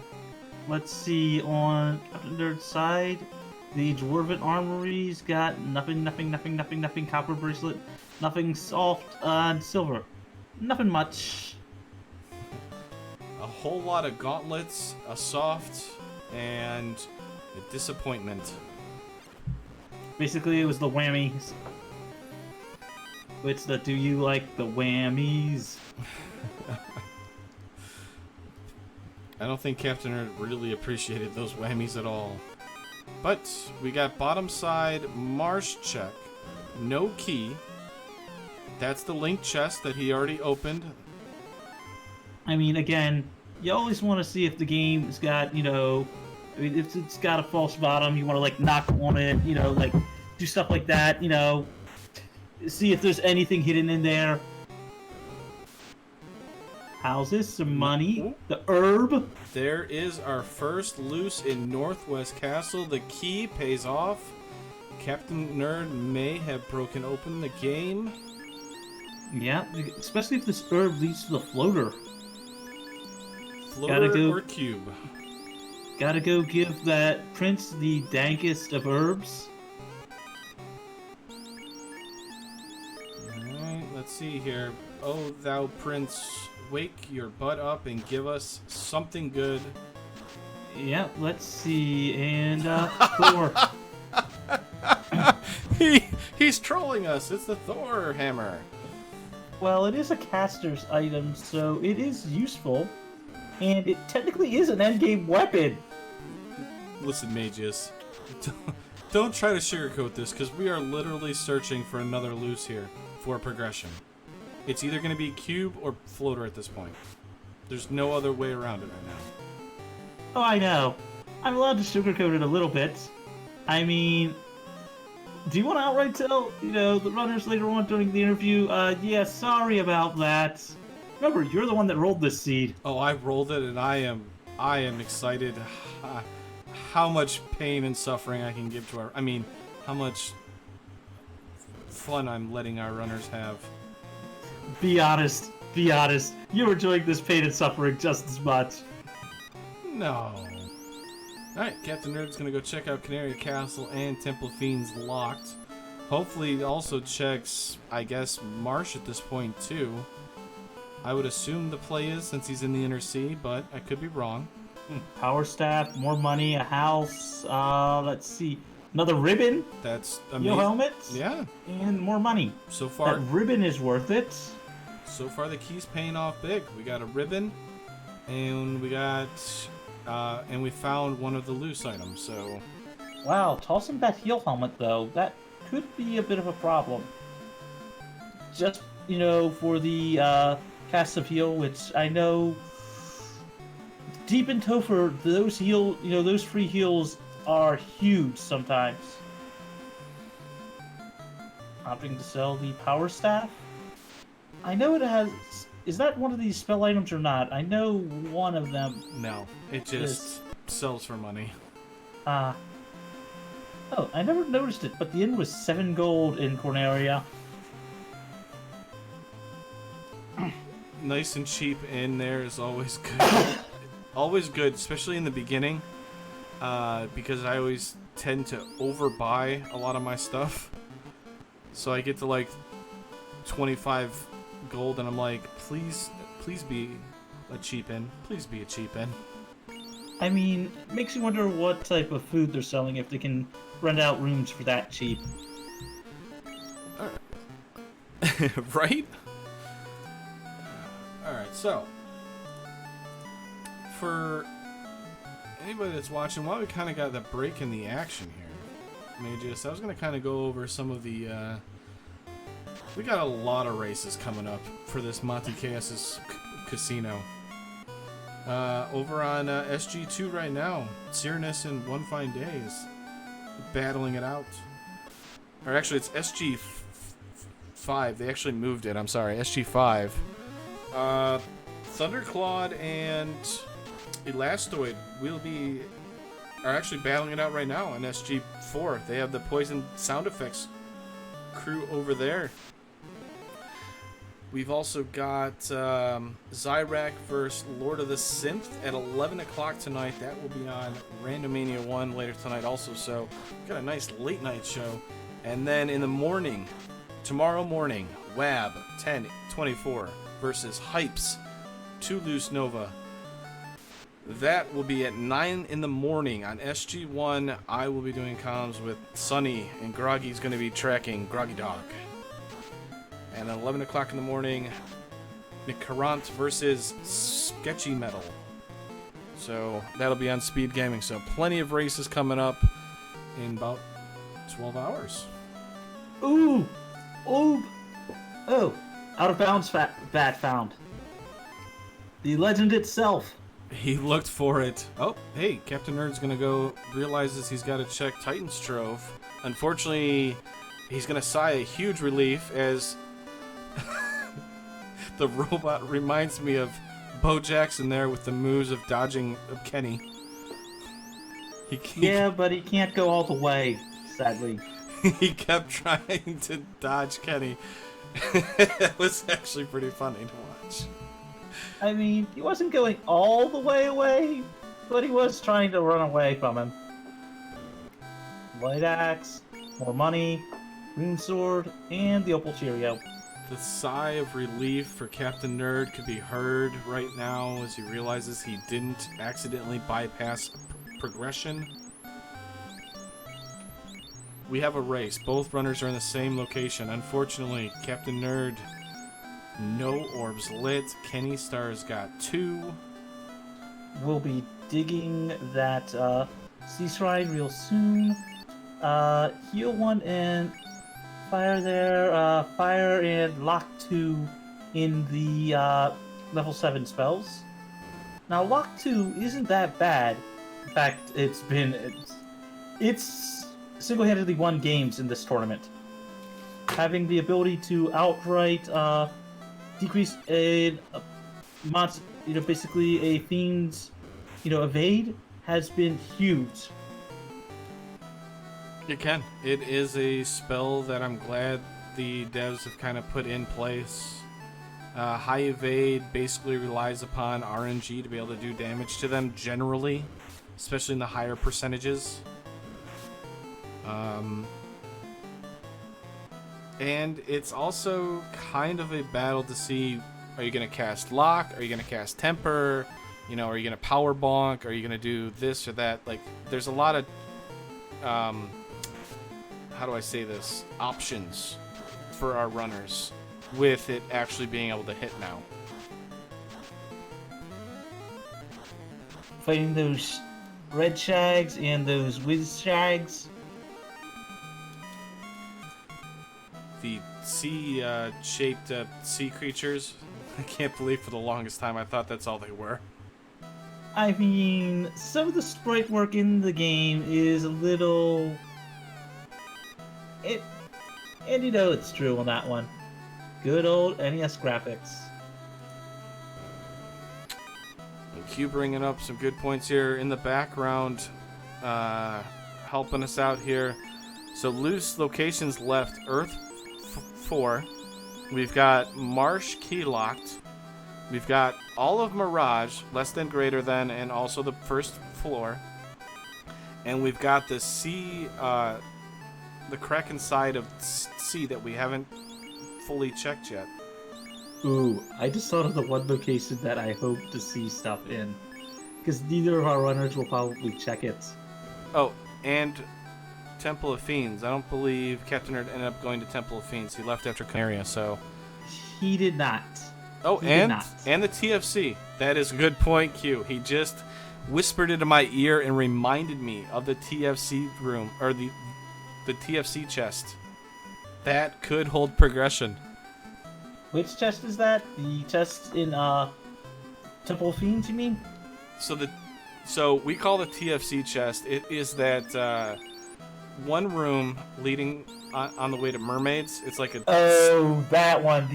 Why the hell is this key-locked chest? Yes, the one random key-locked chest in the Sea Shrine could hold our progression just because why not? I mean, legitimately, it's like that and like one other door is legitimately the only reasons why we need the key. And even that isn't really needed. The main reason we need the key is because the door right after Phantom is key locked.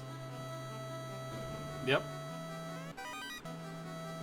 And 1210 on the gold that Kenny just picked up.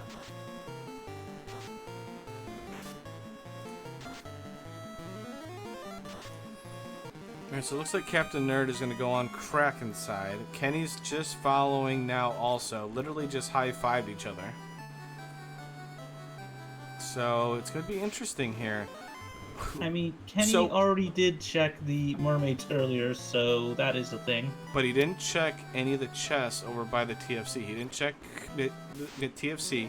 And there's 2 other chests that are way to the left and like up top too.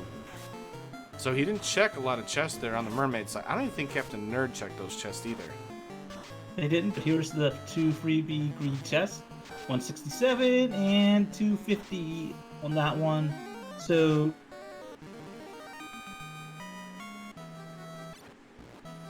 Alright, Sharknado. Lots of spike tiles here we can check. Ghosts get ambushed, but looks like they don't have great hit percentage. This is good news. Or accuracy, I should say. What do we got? Iron armor, money, bunch of useless stuff here. Uh-oh. Captain Nerd, went opal bracelet instead of the flame armor. The only advantage there is it's the fighter will have more evasion. The bad news is he loses his resistance to flames.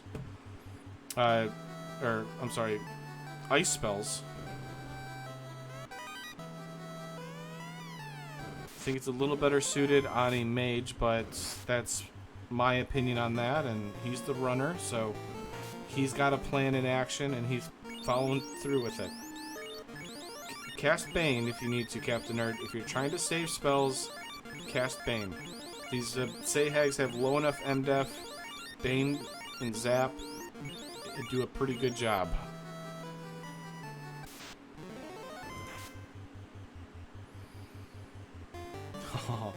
The ever annoying unrunnables. Which, by the way, one fine day actually has found a way to separate them so they're not always unrunnable, but that is on our beta site. It's in the works still, making sure that there's no bugs with the flags. Oh, worm tile. Talk about getting some experience.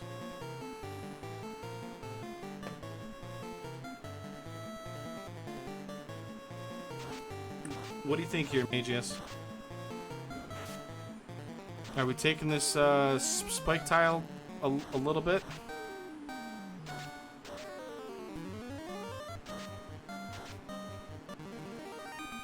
I think he was so surprised by those worms and being able to actually have some free experience. We lost him.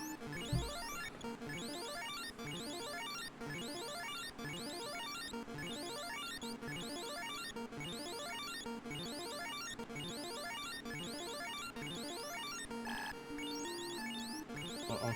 Ghost ambush. Oh, that was a 360 attack on that top fighter for Captain Nerd. Captain Nerd is gotta be having a butt-clenching moment at the moment. Oh, we run. Okay. Whew. That is a butt-clenching moment if I've ever seen it. Watching your top fighter with all that absorb get crit for 360 damage? No thank you.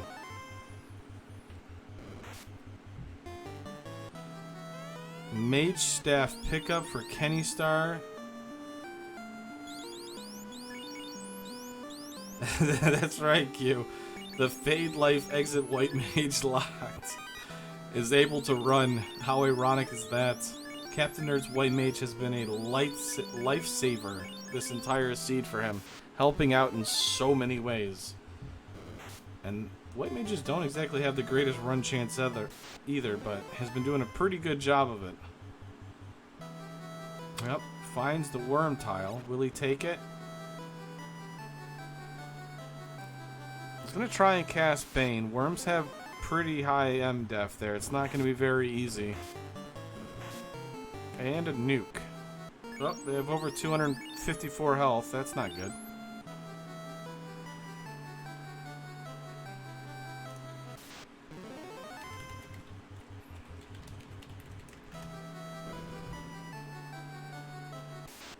Magius, if you see it on the right-hand side, Kennystarr is getting... uh-oh, sea snakes. Whew.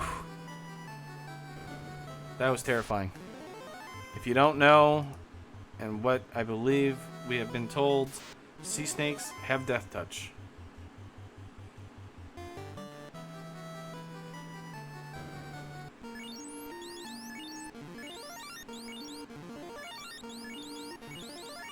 Lit 3. Uh-oh. White mage, black mage are down on Captainnerd's side. I looked away for a split second. I mean, great experience on our two light warriors there, but our white mage with life is down. We're down to 48 heal potions, and we gotta try and take on Kraken here with two light warriors at level 18. But, right-hand side, nice nuke shot for 2-4. Bane ends it. Poison smoke. Third orb lit for Kennystarr. Ah, the beautiful, beautiful graphics of lighting that orb. Looks great. Nice job, Kenny. The Bane sword, some call it the game clencher. Able to pay off big for Kenny.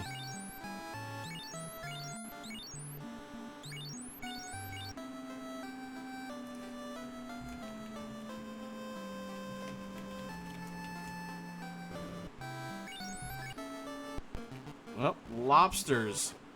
Oh no, Captainnerd.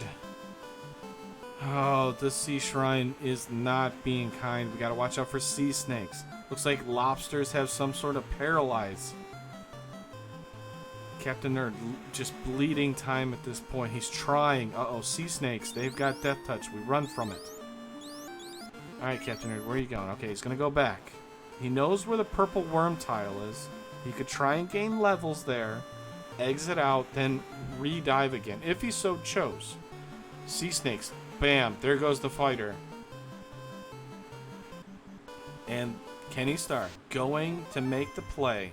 We don't have the cube, but he's hoping Mirage has our loose floater.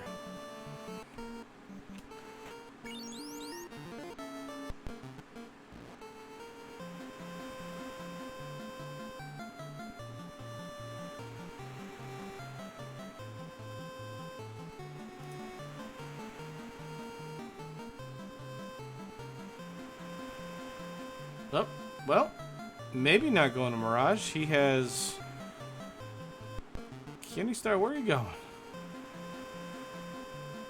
Says, nope, I'm not checking Mirage. We're going to go somewhere else instead. Oh, provoke him. Maybe to buy a couple spells? Or camping equipment, maybe?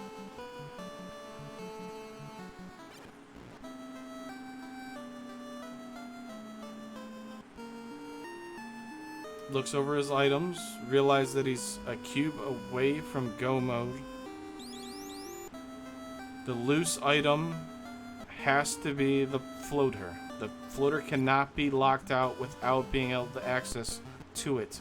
Our logic will not allow it.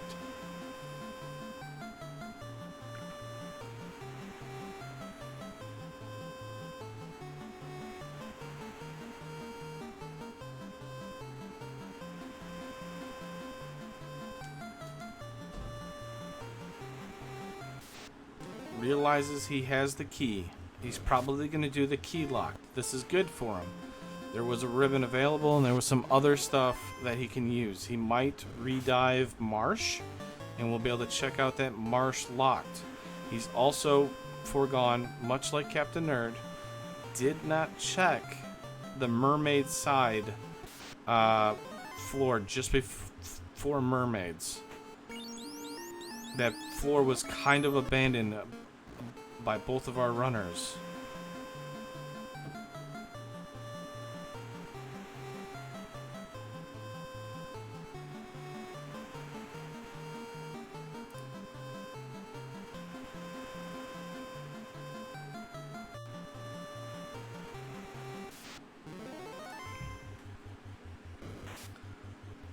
Alright, Captain Nerd is on Kraken's floor. Sea snakes, run, run. Oh no! Okay, we're good.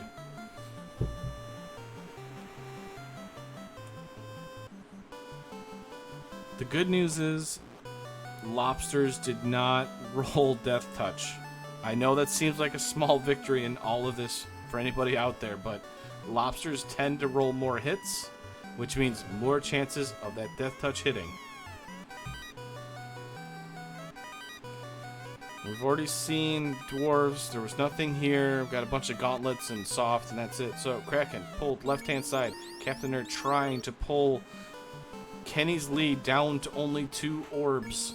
Invis 2 comes out. We're trying to evade the 8 tentacle slap. Thunder comes out. Invis is not going to do anything. We were able to resist most of it, though. What else do we got going here? He's searching it around, or he's looking at his spells. He's going to brack. He's going to invis 2 some more. We're worried about that 8 tentacle smack. There it is. Except for it was only 6 this time. 3 hits for 132 by Raza, the fighter. We're trying to battle it. Brack comes out. Broken into pieces. Captain Nerd finally able to light his first orb. Catching up. 2 orbs down compared to Kennystarr, but he's battling his way through. He's already full cleared Volcano. He can essentially go mode Volcano. He has to do Earth Cave. Shouldn't take too long, but he might full clear it since he hasn't done it yet. He has to watch out for Gargoyles with Trance. That is a non-elemental spell. Ribbons won't help against it. Only MDef.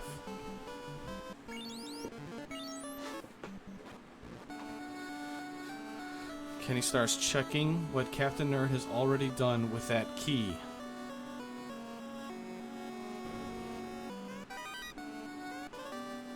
There's the herb that leads to Thor's hammer. Probably got Kenny excited. That excitement is about to go away very shortly.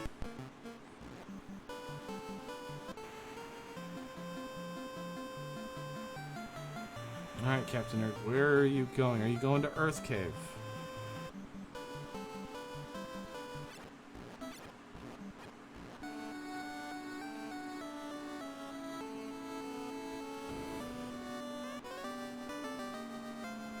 Kennystarr looks at the prince, says, "Give me that floater." Prince says, "Haha, you get a Thor's hammer." Keep searching the loose chests.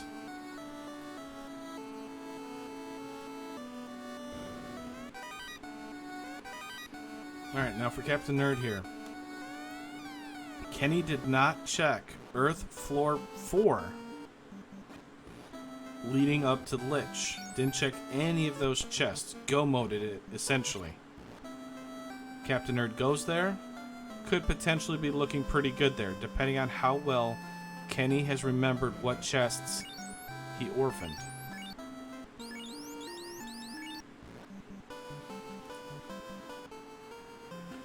We still have the mermaid side, like I pointed out earlier. We have Temple of Fiends locked chests that are open also.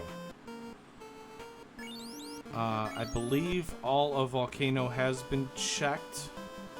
Kennystarr did it originally. Ice Cave should have already been checked also. So, where's Kennystarr going here? Maybe to buy some level 6 spells, I would assume. He's close enough, should be able to start using them. Oh, he's looking at the shop item. Realize it's the bottle again. So both runners perplexed by where our loose item is. Almost 2 hours in, Captain Nerd, storyline, level 14, 15 across the board. Runs into ghosts, not very friendly. We've already seen them hit his top fighter for 360. You just saw a triple-digit shot on him. Kennystarr going down into Marsh, making the play. Hasn't seen the key locked. He's already checked all the other chests except for key locked. Thinks it's there.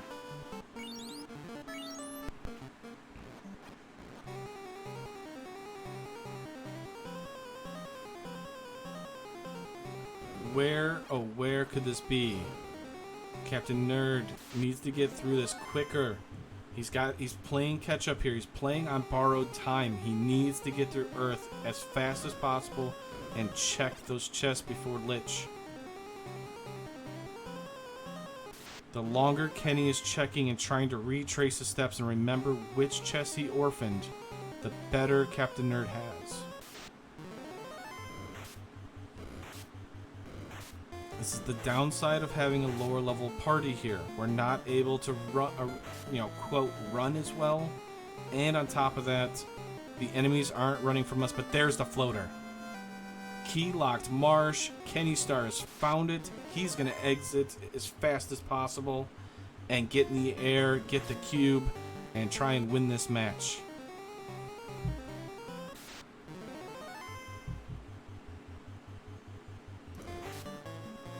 Big play by Kennystarr to go back. He had a lot of options. He had a lot of options, or not a lot of options, but he had options. He re-dove Marsh. Not a lot of runners would have done that, especially as soon as he had already done Marsh. And considering he didn't do the Mirage play, he exited out of Mirage, said, I don't want to double dip Mirage. And it worked for him. Checking some of the last chests, just in case. You never know. Masa might be there. There is a lot of annoying options. This is the dangers of orphaning chests when there's two loose.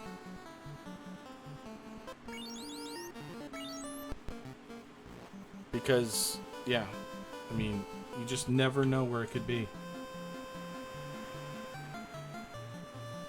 Kennystarr is going to hard charge it over to the Ryokan Desert. Going to get into that airship. I should say, rise it from being buried in the desert, in the sand. And he's going to take a firm lead, firm control of this match. Try and break the 0-3 record. Get that first win. And work on trying to get, gain that momentum going into next week.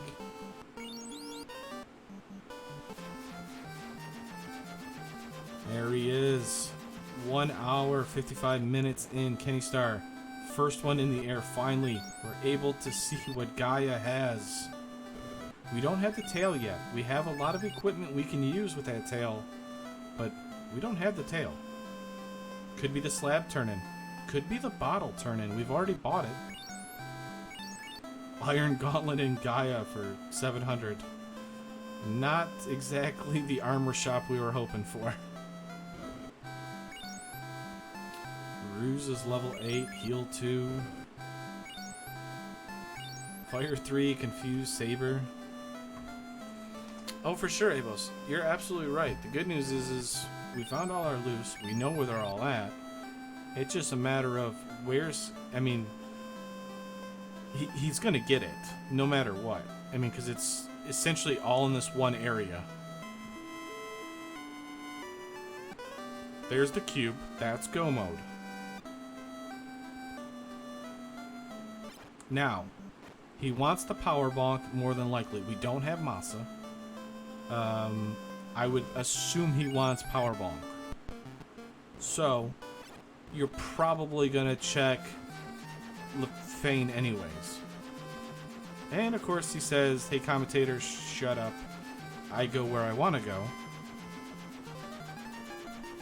And he's going to check Cardia.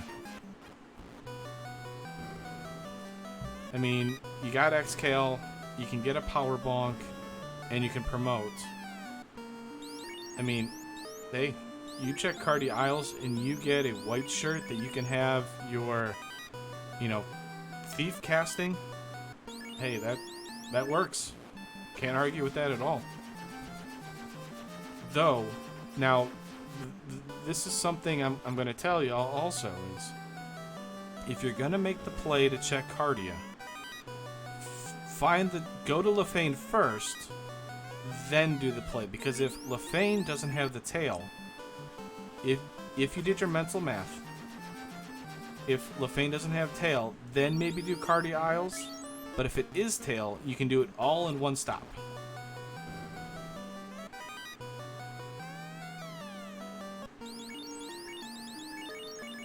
Ice Sword pickup. At this point, it's okay. We're able to equip it on that red mage. Captain Nerd still trying to get through Earth here.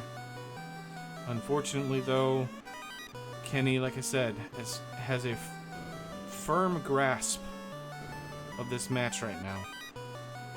Not necessarily over. Oh, Aegis Shield, hello.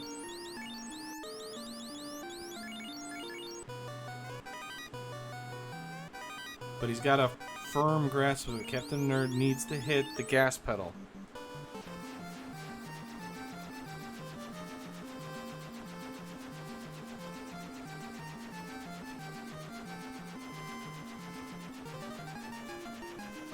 It's going to be interesting to see.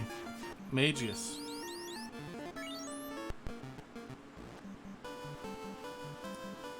Uh-oh.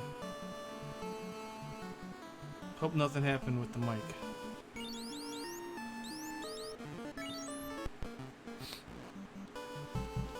Apparently, Magius got zapped also. Come back, Magius. Alright, here's the Lefane check. This is the one that I kind of suggested to do first. Tail. See, now we could have done Canaria all in one stop. We know Power Bonk is going to be in that incentive chest in Sky Castle. The incentive chest in Sky Castle. What is that, you may ask? If you ever played the original game, it is that adamant chest in the Sky Floor 2 bottom left room.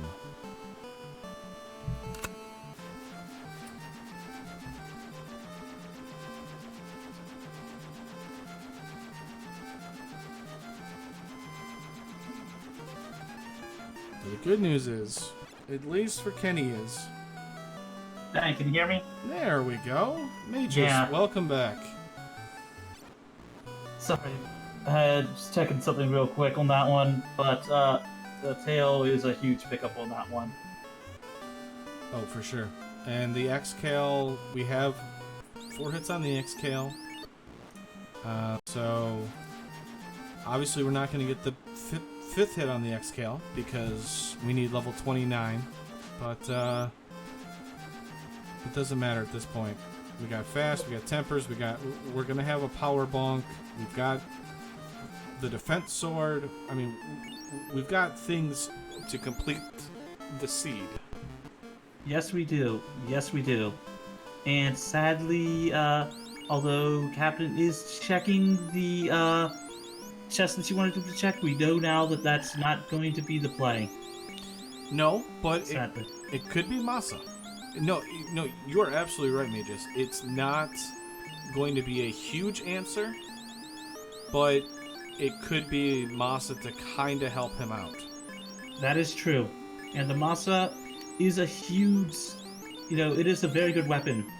No, instead it's just a bunch of money, which we don't need money at this point anymore. Thanks, game. I mean, technically, if it could... this is when you basically wish it was a few, one of the newer Final Fantasies where you could just start throwing that money at the enemies. It's like, here, let me go away, go away. Can he equip the heal helmet? No, can he equip the heal helmet? Your ninja can equip that now. Let's see... Probably we'll check the incentive, and that's it. Yep, I agree with you on that one, Magius. He's. I mean, he may check a room randomly, but after that, no. I think he's gonna check that incentive, and that's it. Yeah, get the power bomb, and then immediately, more than likely, wait, doesn't have warp, so we'll have to check it, then walk it back and go up like that. So I guess chat start getting your blessed RNGs? Or no, checking greater than less than. Scoping for Masa, I guess. I mean, he might not feel comfortable. He doesn't have life spell. And Xcal at level 4 is, or I'm sorry, with only 4 hits is not that great. We don't actually have a real endgame killer, a kill cast type of weapon. Those guards have thunder. Yeah, I seen that. Which is ironic because they're weak to lightning and they're casting the strongest lightning spell in the game. I mean, I have seen weirder. I've seen, what was it, Geists having what, Cure 2. So, the undead curing themselves. Yeah, and Life Reboots in chat and says, I've put too much faith in Excel. It's a good weapon. It really is. It's just not very good after Tiamat, or Tiamat on, unfortunately.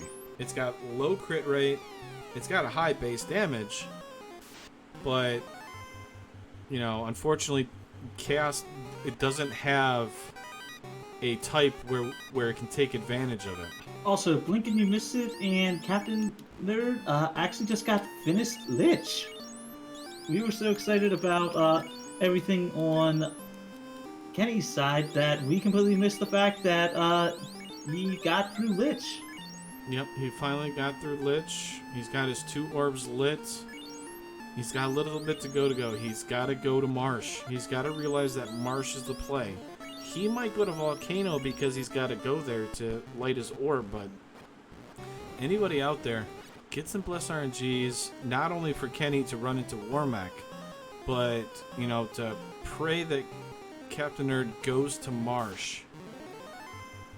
I also have to add, I'm surprised Kenny hasn't equipped a certain legendary sword on his knight yet.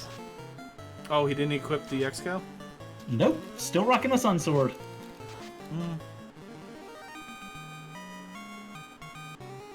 It's... I think he realized it. There it is. Yeah, that's...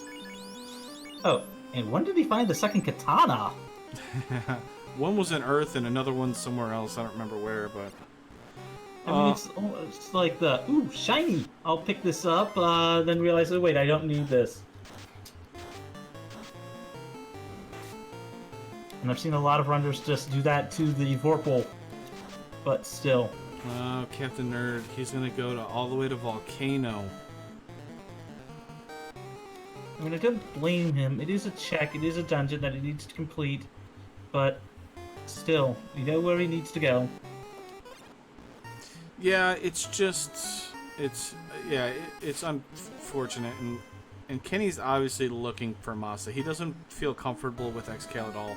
He might be looking for the Vorpal, which the Vorpal is a good weapon to go with the Xcal for that reasoning. Ooh, and the eyes. The eyes have it. Yeah, that's the reason why people love the floating castles. Sky, sky, sky, sky, sky. Loads of experience are available, aplenty. I mean, we do have the katana, like our tracker says. It's just outside of certain runners that I know for sure will run it. I don't know how comfortable Kennystarr actually is with a ninja as your main damage dealer. I mean, it is one of those things, it takes a little bit of time to learn it, but it's not that bad of a, wait. I forgot Life 2 was there. Well, nobody's really checked level 6, so Kennystarr hasn't gone to Crescent back since he's promoted. And Level 2 is in slot 4. I don't know if that's Red Wizard learnable. No, it's not. The Black Magic... Yeah, so in Black Magic... Or, I'm sorry, at level 6, in White Magic, Red Wizard can only learn slots 2, 3, and 4. In Black Magic, it's only the first slot. Then he has axe. You said the Red Wizard can learn slot 4? Of For white life? magic, so he can learn life too, yes. That's going to be huge if he goes back and checks. Oh, for sure. But it's really easy to forget that because he hasn't gone really to Crescent and looked at those spells in a long time. And I guess now with the power bonk, he's ready to go. Probably will realize he's got to swing with just X-Cow and just YOLO it, I guess.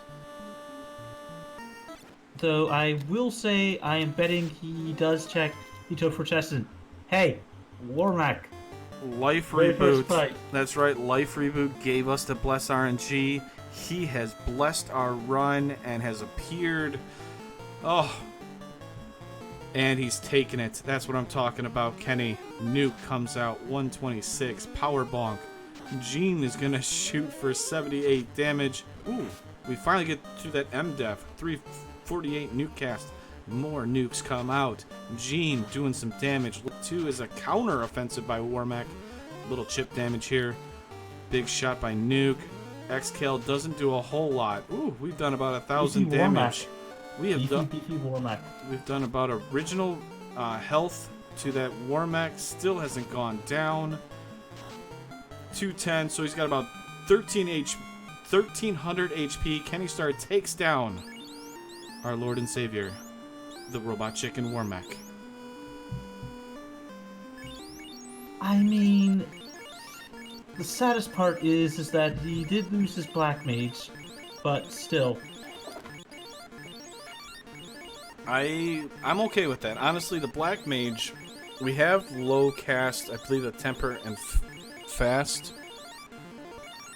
Fast is level 4, if I recall. Let's see. So Fast level 4, Temper was actually really high. Oh, Fast was 2, Temper and Nuke was 4. So yeah, low level. That's okay, honestly. And the power bonk, so he's got it covered. I mean, Saber in and of itself is a better... Oh my god! Take the fight, Kenny. You might as well. You need the levels. I mean, that's not as bad as seeing the back-to-back, the triple Warmack bridge that someone got earlier. I mean, I know why he ran away, but, I mean, you kind of relied upon nukes and stuff like that. I think he could have taken it out pretty easily with Fast and Tempers of that Xcal. He wasn't that beefy of a Warmack. And Captain Nerd, unfortunately, freezing up in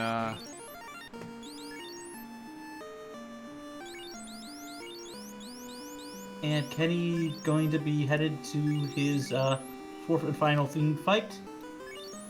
And we are 2 hours and 10 minutes in, so might need a quick pit stop there. Bathroom break, yeah.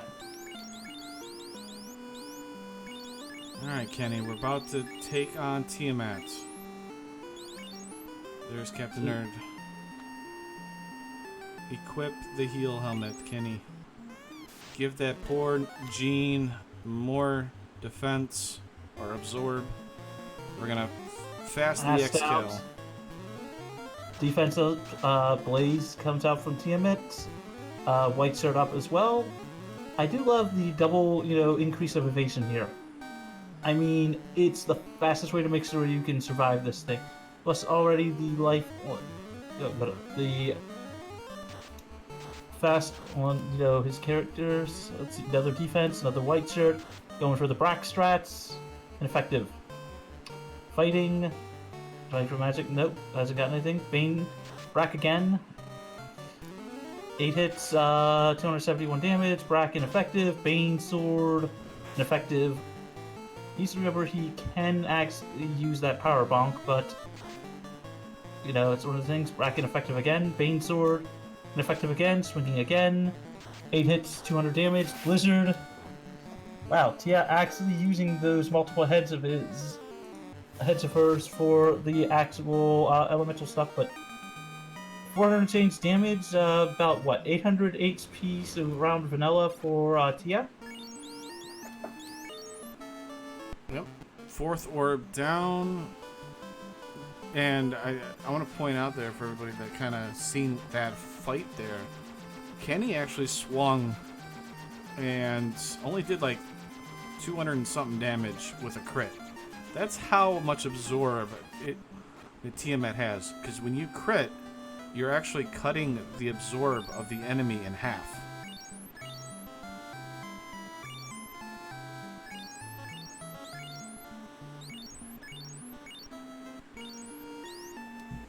I am surprised Kenny is not also...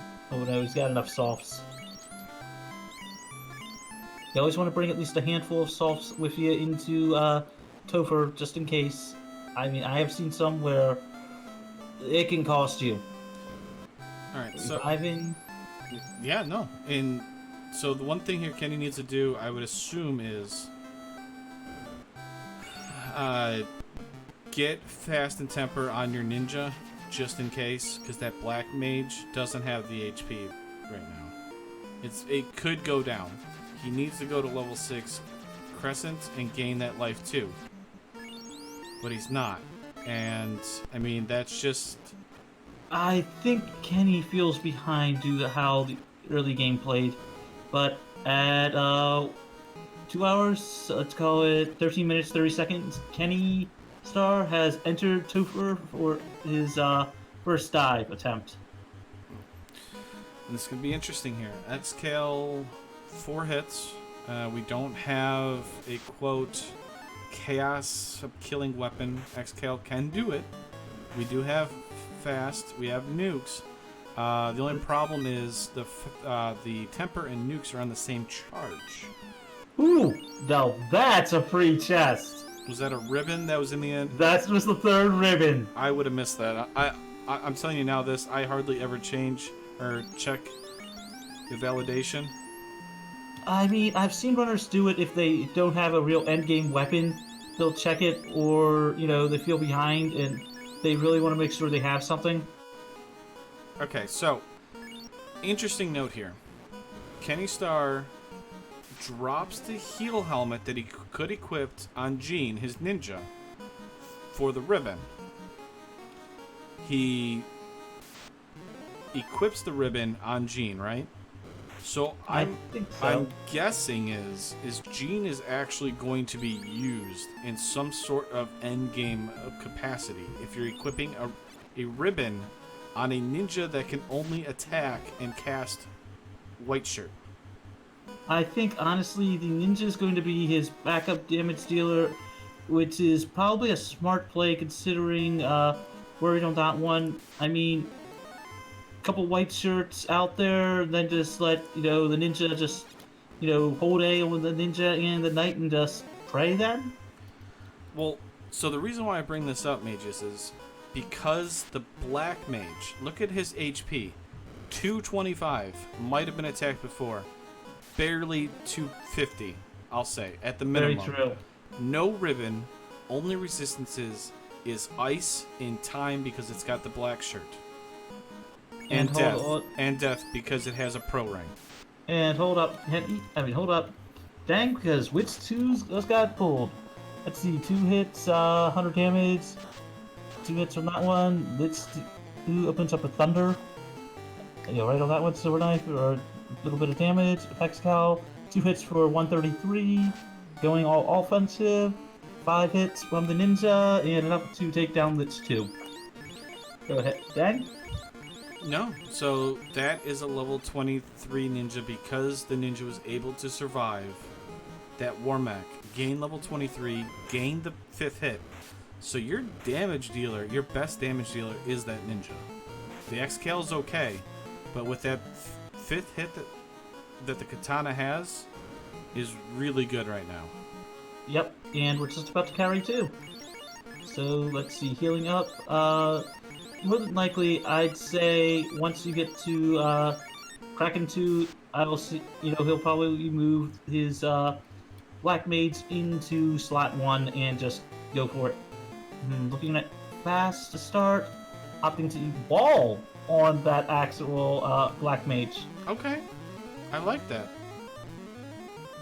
And fasting on the Knight. Knight swings, 3 hits, 140 some damage. Carry 2 opens up a fire 2, how appropriate. And then of course we always cast the wall after it's already done the damage. Nuke charges, so we're burning through our tempers against Carrie already.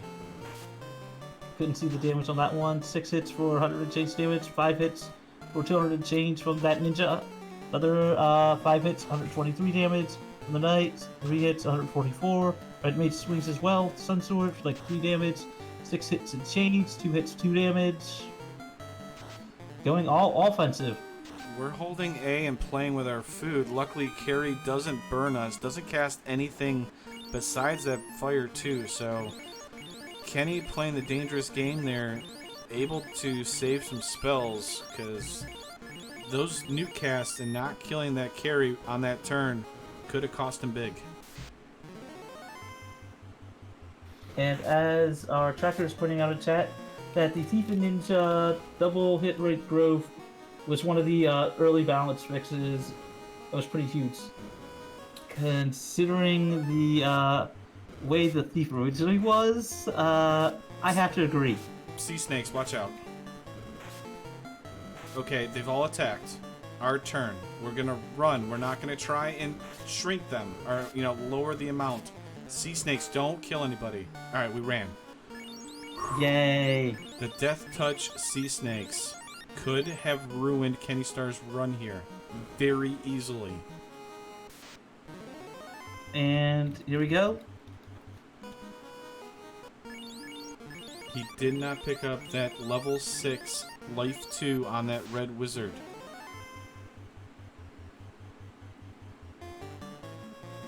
Fasting. We are relying upon that XKL here. We're rethinking. What are we gonna do? I mean, if you're gonna not cast anything else, you might as well cast Brack. I mean, Lit 3 did enough damage, so that's okay. The chip damage could be very beneficial. Bane comes out, it's gonna kill that black mage more than... No! The wall came out first. No, wait, the red mage... Okay, so we got lucky resist on the Bane. M-Def saves that black mage. That's right, because the red mage... There you go. Now he's going to cast wall. Lit 3, more chip damage. 93, Quad X comes out. We have a pro ring. Resistance to death. Wall comes out. Now we have resistances to everything. We have gone full defense on the right-hand side against Kraken 2. We are scared of K Honda. More chip damage. Xcal swing. 8 hits, 176. Slow 2 hits on the fighter. Oh no. Nuke casted by the red mage, eating up more tempers. We need to cast more fast. There we go. Cure 4 reset on Kraken 2. I gotta love it. I gotta love whatever Kraken 2 or Tia 2 has Cure 4. And or even Chaos. I missed it on the left-hand side. What happened to Captain Nerd? He was over on Carrie's floor. I don't know. I don't think he wiped, but I could be wrong there. Like, I was watching his progress. He had just checked the chest. He was walking out. Did he exit out and come back in? Ice 2 by Kraken 2. Chip damage. We have 3 ribbons and wall on all of our light warriors. More new coming out. We are going through our tempers. Stop ineffective. Okay. 8 hits, 319 damage. The XKL crits. Hits for 300. Doesn't force us to use those spell charges of temper. We still have to get through Tiamat and Chaos. XKL's going to need the help of temper if we're going to use it. And the airs are unrunnable, so here's hoping they don't have anything nasty, as we didn't see these at all in the sky in Floating Castle. Oh, by the way, airs have over 404 health. XKL just hit one for 404, and it took it and kept on ticking. Ooh. And there's a nuke shot coming out. We are, oh my gosh, they have over 550 HP. And also on Captainnerd's side, he has pulled carry 1. Oh, these are big airs. Yeah. I guess he's just taking a big gulp of fresh air. Right? Well, you know, he's trying to get ready for Tiamat, you know? Alright, Captain Nerd. Let's get this third orb. Let's go to Marsh. Let's try and complete this. And those rock goals again. Yeah, the rock goals are not something Captain Nerd wants to look. Ooh, right. Black Mage is down. That's one of our temper casters. We are down to either 2 or 3 temps. The tempers to go against Tiamat. Yes, we have. And TS2 is pulled. Yes, we have Power Bonk. But that takes up time. If we take too much time, nuke can happen. Those big shots by Tiamat can happen. And Whitestar comes out from his red mage, fasting up his knight, using the defense sword again, using the white sword again, going for Cure 3 on that knight, which will be very good, considering he got hit first and foremost. And I think Captain Nerd just got done carried Yes, carry he did. 1. Yes, he did. Healing up again. 4 hits for 249. Cheeky Brack. Unfortunately, that's like a 6% chance to crit or to hit. Tiamat's missing. This is good. 5 Unfortunately. hits and change damage. 7 hits, 365. Wow, an entire year with that hit. Oh no, Jean is Oh. down. Our white shirt caster's down. Our katana user is down. 2 hits, 2 damage. 9 hits was that? Like 170 something. 3 hits, 200 and change. 3 hits. Other thing, the red mage gets missed. The knight gets missed. Like 8 hits, 400 change damage, and Tia 2 is down. Okay. I mean, that was a very slow and deliberate, beating of Tiamat, but we were able to do it. We were able to save our swings, or our temper casts. I think he might have casted maybe 1, or he did Power Bonk. I looked away while Captain Nerd was battling Carrie here. He's going to Marsh. We'll finally pick up his floater, doing the victory lap. Well, I mean, when you're 2 hours and 24 minutes in a seed, you are allowed to do that, in my opinion. I mean, you know you're either going to lose, your opponent is at chaos, or you know that you have probably, I don't want to say won, but it's like you have that feeling, though, that you're probably either far ahead or far behind. Alright, we're going to put the red mage up, or the red wizard up front here. We The are... squishy. That's right, fast 3 of the night. We're going to get those evade stacks up. Chaos doesn't hit very hard. Passes up, white shirt now, choosing to instead temper, light 2 comes out. Tempering up that knight, defensing up that knight. Tempering up that knight again, defensing up that knight again. Not that much damage on that one. So that's more attack stats on that one. And going for a third temper. Going for a power bonk as well. And oh! Chaos has nuclear! Alright, warning. We are in nuke range. We have to start swinging 4 hits for 290. That is not good. It's not bad. Quad Okay. X, 5 hits for 70 some damage. Miss. 5 hits, 312 damage. Ice 2 hits. 3 hits, 119 damage. Swings again. That one, 5 hits, and well over 300 damage. But 2 comes out, 4 hits, 400 and change damage. And he has, and Kenny's got to be a bit careful, but terminated! Terminated! GG to Kennystarr, their official SRL time of 2 hours, 26 minutes, and 23 seconds. He basically got chipped down. That nuclear could have killed him with a max roll. That is... The Xcale was finally able to do some strikes, did some big damage there with a crit, and Kennystarr was able to battle through this very interesting seed that really challenged our runners in very unique ways. So you want to see if we can pull him in for an interview? I mean, I will. I'm just giving him a moment to kind of chill out here while we know Captain Nerd is in the right area. Has to go down to the marsh bottom.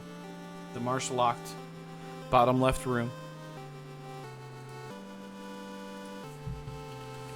Alright, let's see if Kennystarr, our winner, got his first victory, moves to 1-3. Would like to do an interview, get him in here. He well deserves it, but probably has to, you know. Oh, pretty quick answer. He's going to join up in Discord. We're going to get him in the broadcast booth here very quickly. Get that hook out and just basically, you know, on him and just yank him in here.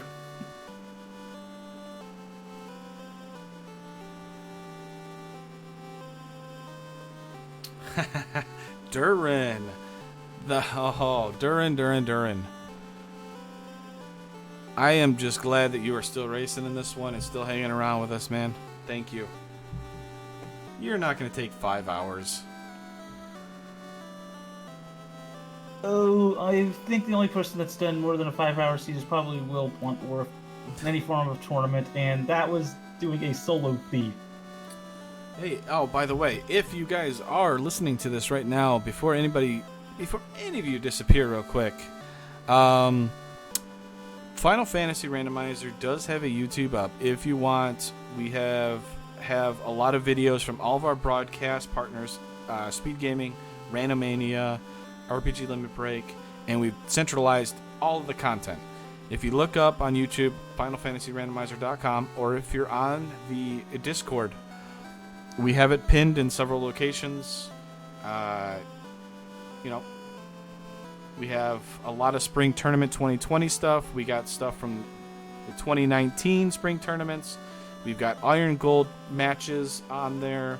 We've got marathons, and we're going to be pretty soon having weekly content by the McDuckling boss himself, Gregory Puff, as he does new player content, along with weekly reveals of our new player seeds. So make sure to check those out as we move on. I'm just waiting for Kennystarr to start making his way up the steps here so we can get him in the broadcast booth. And while he's making his way, don't forget to give these runners a follow for putting on a fantastic race for us. With Kennystarr76 and Captainnerd2 have put on a very good race on this one. Oh, for sure. Battled it out. I don't believe either of our runners are going to want me to roll a seed for them ever again. I mean, you haven't rolled that bad of a seed. I've seen worse. Oh, I've seen better.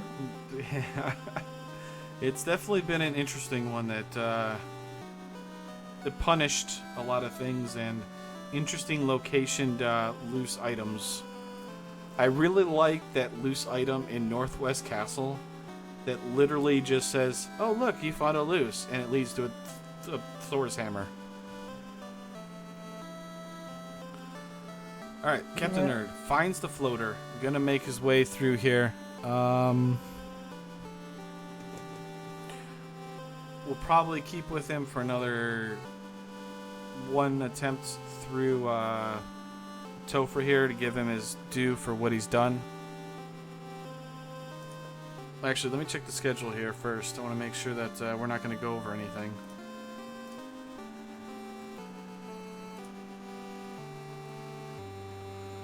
Okay, we should be fine. Yeah. We'll totally let him at least get one run in, and we'll talk with the winner whenever Kenny joins us here.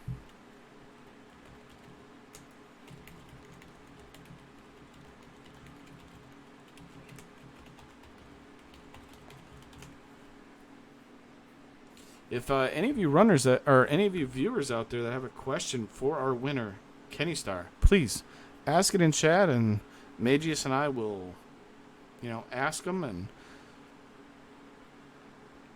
see what we can manage. That's right.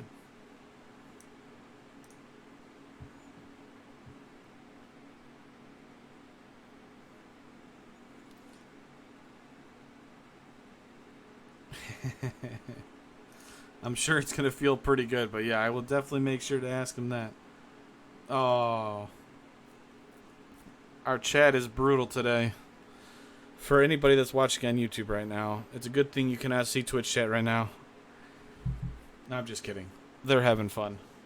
I mean, they could put a small thing on there so the YouTube viewers can actually read Twitch chat, but sometimes, for those watching us on YouTube, be glad you can't see Twitch chat sometimes. All right. You know what I hear right now, Magius? I hear the footsteps of a champion. The winner of tonight's match, Kennystarr, GG. Yes, GG. Thank you, guys. All right, so how do I start with this? This was a long seed. Didn't really play very nice. Early aggression. So you went in there and you tried a 23-minute battle against Carrie. Yes, I did. Definitely a chance of having it. I'm not going to say it was a bad chance. I'm not going to say it was a horrible choice, whatever you want to call it. What was your plan going in? Did you follow through with that plan, or did you alter it randomly? You know, what were you thinking, or in your head, what did you think was going to happen, I should say?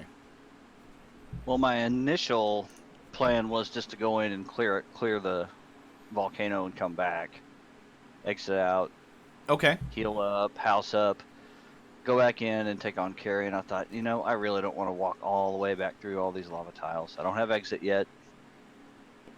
I'm going to take a chance. And I kind of messed things up. I didn't cast the spells that I should have, and I realized that after, first round, and I was like, oh no, I meant to do this, and I did the other thing, and then it was kind of down to just my fighter and Carrie. So I was praying to the flame sword gods that it would get me through. Right? I was close. I know I was close. She couldn't have had much health left. But it was a wipe either way, so. I mean, it was definitely an interesting go at it. I mean, I was hoping for you. I was rooting for you. I can't remember exactly what it was I had said. I said there was something that you didn't do. One question, though. Okay, so you did that. You ended up, wiping out of that, unfortunately. And then you left and you did, what was it? Ice Cave? Earth Cave. Earth Cave, that's right, yeah, because you Yep. cleared that. But no, actually, the I vampire, wiped in Earth too, yeah. the vampire-shaped speed bump was like a mountain to you. I mean, so you did the Earth play. I mean, Magius probably has a question here also, so I'm going to let him do it too, because I don't want to cut him off. Oh no, go ahead. Okay. I mean, I'm just trying to play through exactly everything that kind of happened here, because like this seed wasn't exactly the nicest of ways, because like you guys did the early sea play, or there's a couple sea plays, and you guys ran into the sea snakes with Death Touch. Death Touch sea snakes, yeah. I was like, oh, I'm gonna have to remember those. I'm glad I saw them early. And then there was like lobsters with paralyzing touch. I think that was also there. It was just not nice in general. I'm trying to think. So okay, so you're planning a Topher. I'm gonna bypass ahead of time because I'm kind of like I forgot a couple. So Topher, what was your plan going forward? Were you gonna rely upon the Xcal? Were you going to rely upon Jean, the katana user?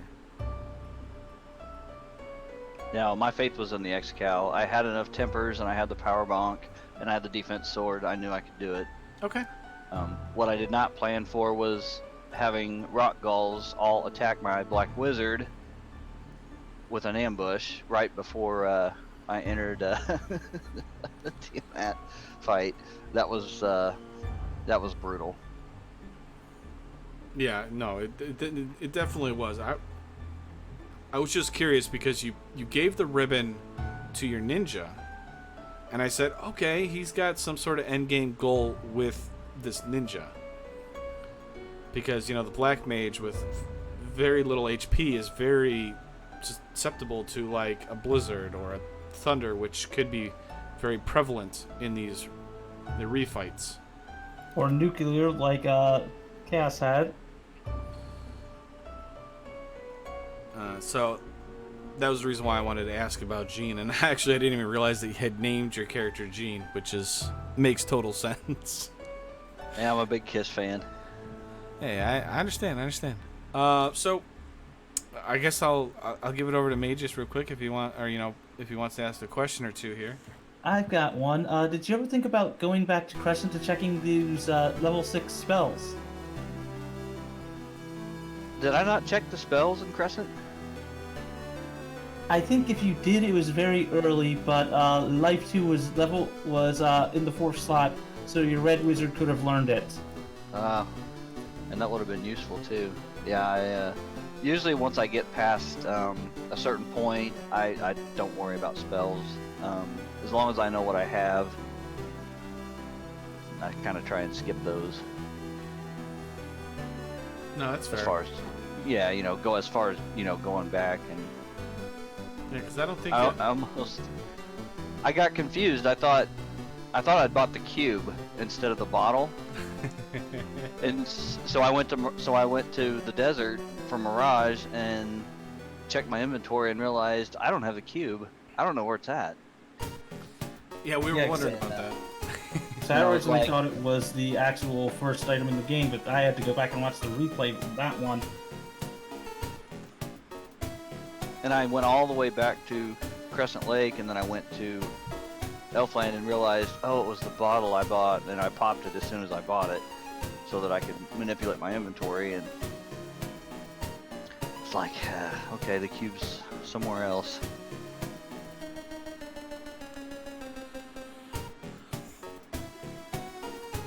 So what did you think of this seed overall, anyway? I thought it was okay. I don't appreciate the tail being in Lafine, but I could have used that much earlier in the game. I have all this great equipment and I can't use it. I just got to carry it around, and then I finally found the tail, and I was hesitant on even walking to Lufane, and I was like, Okay, so question in chat. So we all kind of wondered this here because you went Earth, and several times we've seen you skip the one chest in Earth Floor 2. In that right-hand room or whatever. There's 3 chests there, and you kept skipping that farthest right chest. And in which floor on Earth? So in Earth Floor 2, the maze like thing? Yeah, floor 2. Yeah. So in that room on the far right-hand side, there's 3 chests. There's 2 on the north side, and then there's 1 like off to the right. You always miss that one off to the right, like the 2 times you dove there. And it really worried us because we thought, what's he doing? And then you go moded Lich, or that Earth Floor 4 just before Lich, and I was like, that's a pretty ballsy play considering we haven't found any loose items thus far.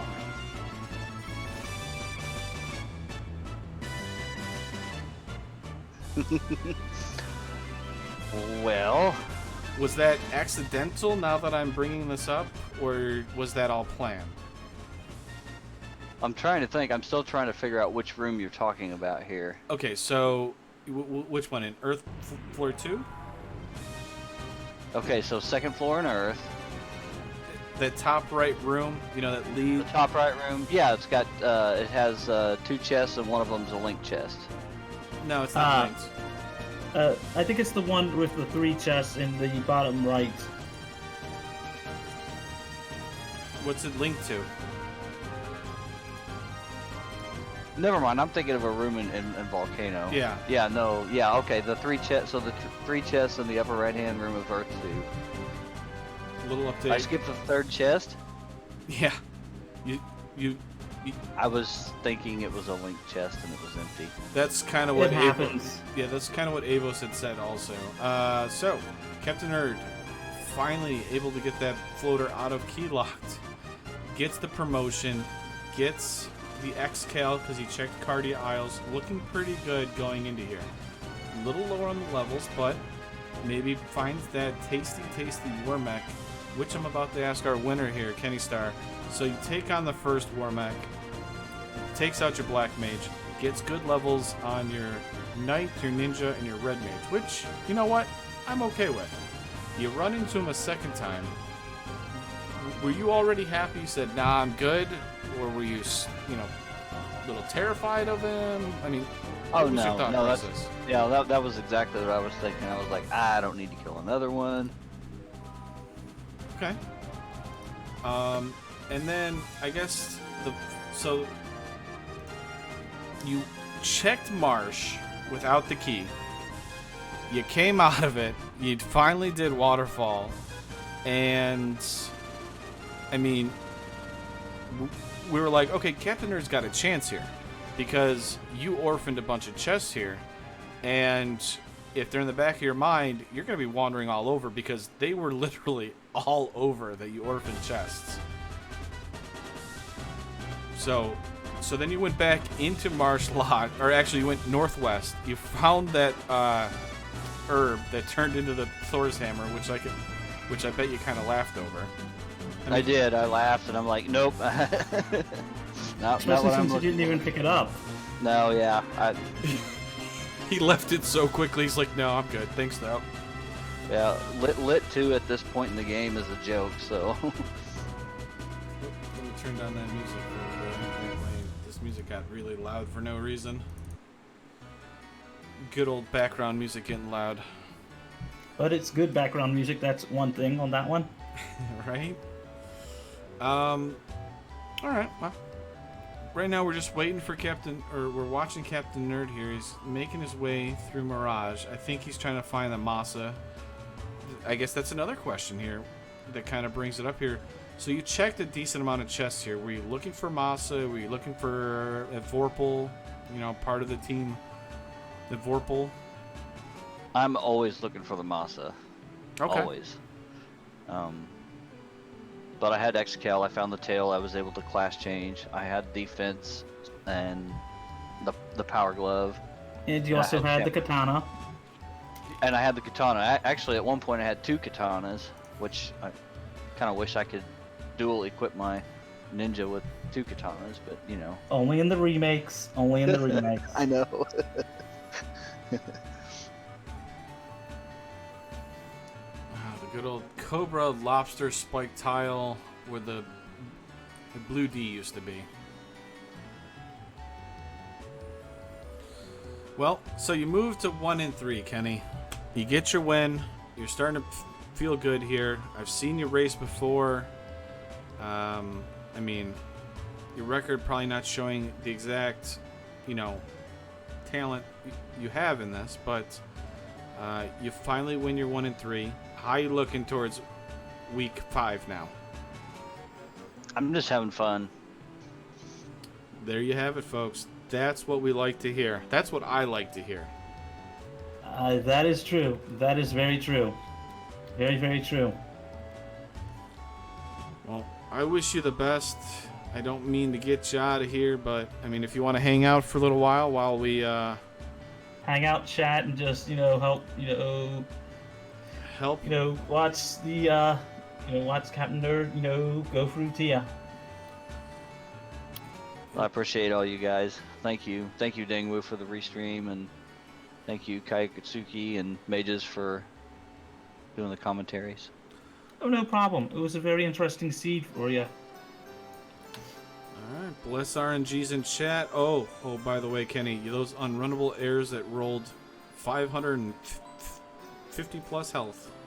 Oh yeah, I forgot to mention those. Yeah, that was like, wow. What a bunch of jerks. I mean, at least you only saw Nuclear on Chaos and Cure 4 on Carry 2, so nothing really that bad in Topher. Cure 4 was on Kraken 2. Sorry. It began with a K and the Carry was the first name that came out. But yes, I was thankful to see Cure 4 on Kraken 2. I was like, okay, that means Chaos doesn't have it. Yay. I'm not gonna lie. That's right, Duke. I was gonna say, as soon as Chaos it did a nuclear, I was like, oh boy, we're in trouble here. That's not a good first turn we want to run into, and it hit pretty good on your knight too. Yeah, it did. That Oh, there's our war mech. Captain Nerd's gonna take it. Temper fast. Yep, we're gonna fast. We're gonna temper. We're gonna wall. We're gonna go after the war mech. Let's go. But our Robot chicken. knight wasn't healed. The war mech takes pity, doesn't attack the knight. The knight's still swinging. We gotta heal. We gotta heal that knight. Uh-oh. Heal the knight. Oh. He did take a red mage, and if you're still there, Kenny, I do have to ask you about your party composition.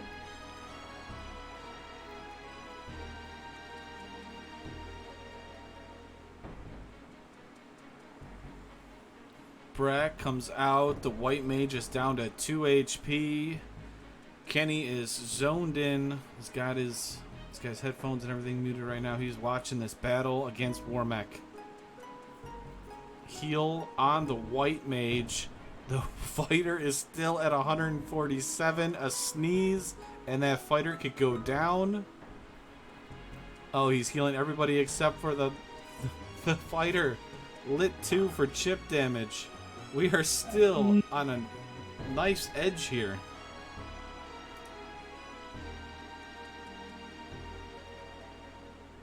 More Cure 3. Black Mage. Finally, we take down Warmech. This man, the hubris of this man. The robot chicken. Hey, these are actually runnable airs. A different formation. Nice. Very, very good. I Uh-oh. mean, the 4-pack of airs couldn't run. Hey guys, there's another Warmech that randomly appeared. He said, nah, I've already tested my luck already. Wait, Warmech ran or Kenny or Captain Nerd ran? Yeah, Captain Nerd ran. I mean, I have seen a Warmech run away if it rolls a very low morale. Yeah, if you have the morale randomization on, yep. Which is something that they really don't do nowadays because seeing Fiend revisits and Chaos run away is just priceless as a runner. Yeah, well, they also added a separate flag for that now. Ooh, big shot by Tiamat. But yeah, the morale randomizer, or whatever you want to call it, is randomly, or it's a separate flag altogether. You actually have to initiate that one. I mean, I don't remember what it was tied together, but even so. And Captain Nerd is on his Tier 2 fight. Sorry, Tiamat fight. Ugh.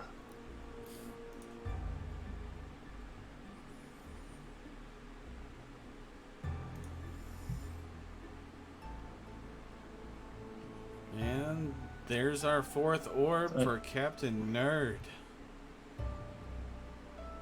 Yep. So entering Topher really soon. So did you see him go back and pick up Life 2 or not? Yeah, he's got life too.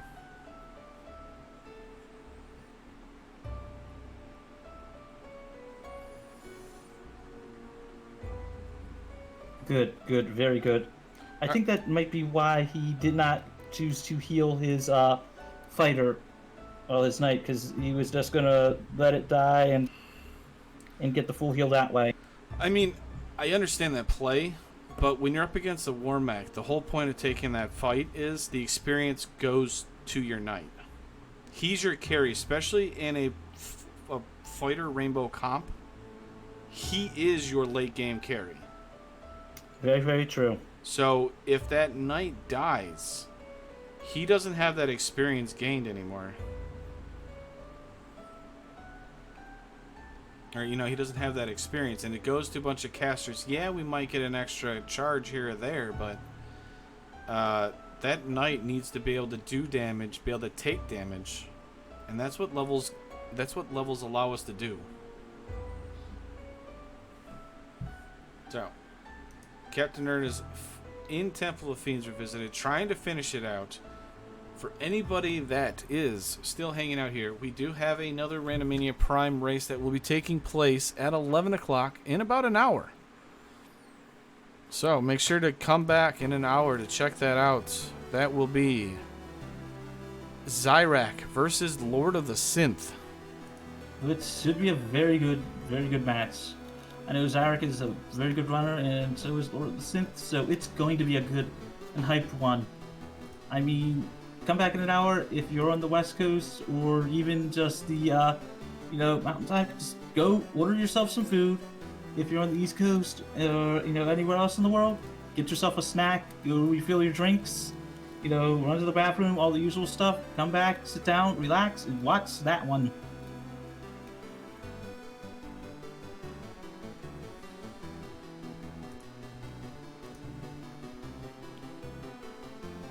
Actually going to take this Chimera fight. I think I saw the run command, and these things rolled pretty high.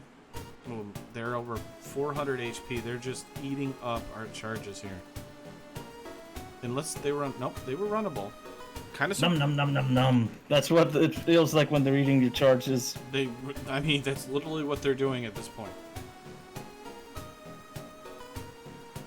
If you have Ice 3, the Chimeras are okay to take on generally.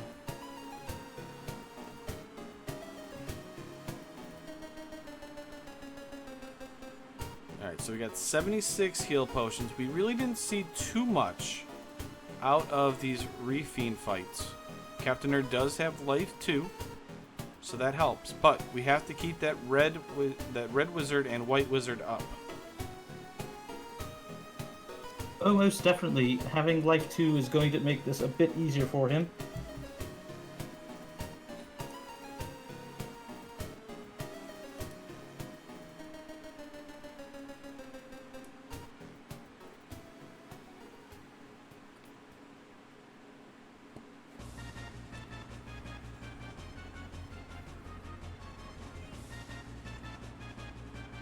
So level 22 across. Not bad. Oh, he's actually going to use a heal 3 there. So that's a life 2 spell down. I mean, I don't blame him for doing that, but still, when those two are at the same level, it really, really, really makes you want to have to balance out your spell casts.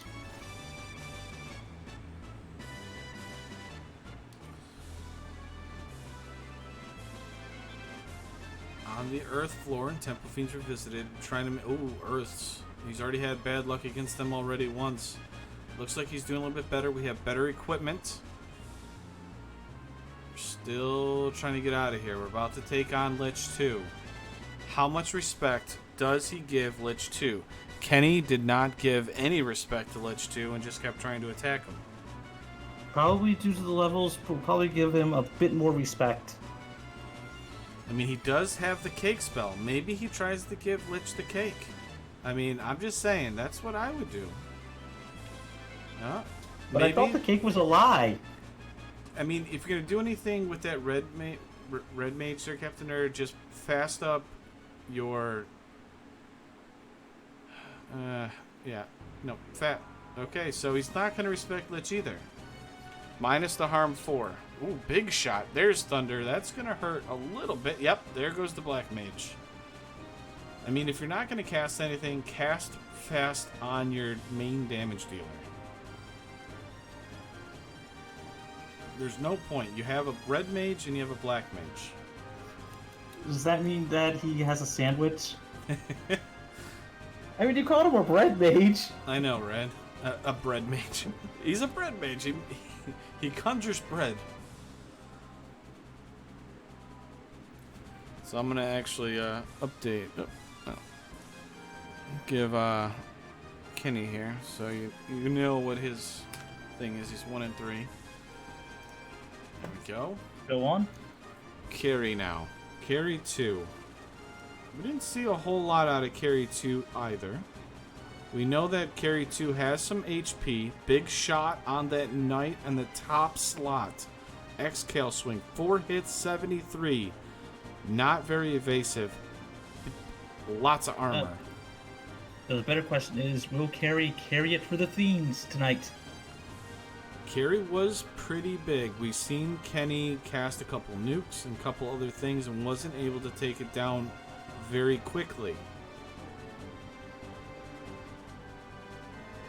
So, what's the white mage going to do? We're going to white shirt. Not going to heal the knight. The knight is nuclear and nuke in range of both of those spells.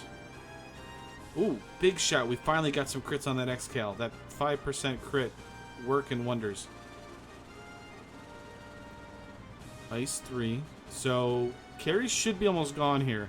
That 800 shot really helped our cause against carry here. Quad X might have been a good play, but we didn't. Fire 2 gets cast. Red Mage tax 3 hits 3 damage. X-Cal 8 hits 700. See you later, carry.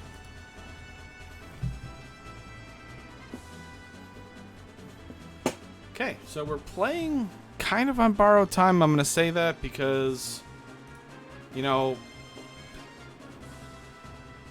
the Black Mage casts an Ice 3, allows Carry to cast another spell. Doesn't necessarily mean Carry's going to go down with the Quad X, but if it does, you may not end up getting hit by like a nuke or nuclear if he happens to have it. Not saying he does, but you just don't know. And Captain Nerd is just about to that Kraken 2. Yeah, we didn't see much from Kraken 2 either, which is... I mean, we did see Cure 4. Right. I mean, that is terrifying on a Kraken, because if she times it right, she could get an extra turn and just whack the heck out of you. So... Oh, definitely. What's even worse is when you see her, whack, basically knock down one of your characters and then immediately heal up after you've hit for a lot of damage. But fasting up the white shirt of the team, fasting up that knight. Ooh, Bane. I don't think we saw her spell list though. We did. She did cast Bane. Kenny's Black Mage actually resisted it. Ah. 8 hits for 169. White shirting up, tempering up. Nuclear, that's what we definitely didn't see. Okay, now we're in trouble. Ouch. That is 2 of 4 nuclears that are in the boss pool. We need to get opting to use a Cure 4 charge. Oh no! Oh! The knight didn't have a pro ring, didn't have a ribbon. Oh no.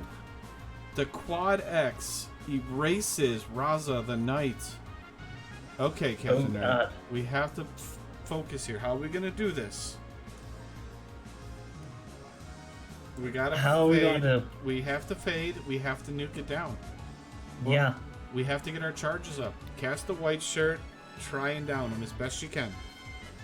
Very, very true. Just cast it and attack. Just cast and cast and cast and go for it. That's all you can do.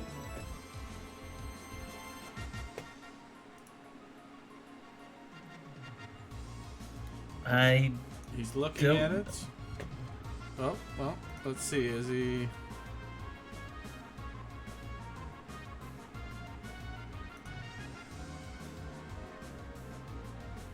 Not sure what's going on. I don't...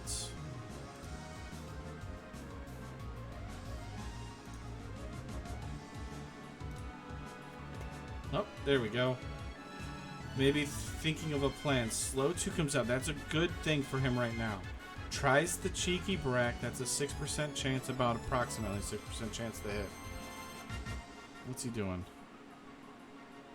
Fade. Okay, so that's just he's slightly listening. Oh, Blaze comes out. We have enough ribbons.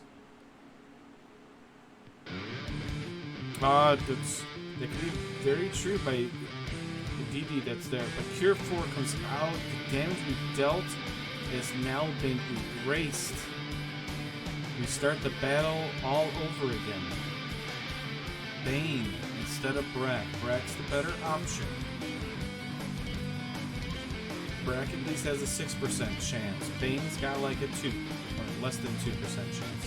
A fade shot by the White Wizard. I mean, you're gonna have to blow those fades and nukes at this point. Stop comes out. We have the ribbons. He resists it. Nuke. 187. We're still not punching through that M-Def. You got life too. Use the fade. It's just really hard on that one. It is. I mean, it happens. It's not easy to be in this situation he's in. He's probably panicking a little bit. I know I would be. New comes out. That's going to wipe it out. And that will do it for Captain Nerd. Kraken, if you played with it, she fought back and wiped him out. GG to Captain Nerd. Way to battle it out for these 3 hours.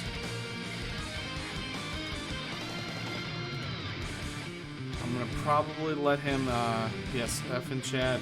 Also a GG in chat, please, for Captain Nerd. He deserves it for battling it out for this long. So please, as a respect for him, let's give him some GGs in chat for him, too.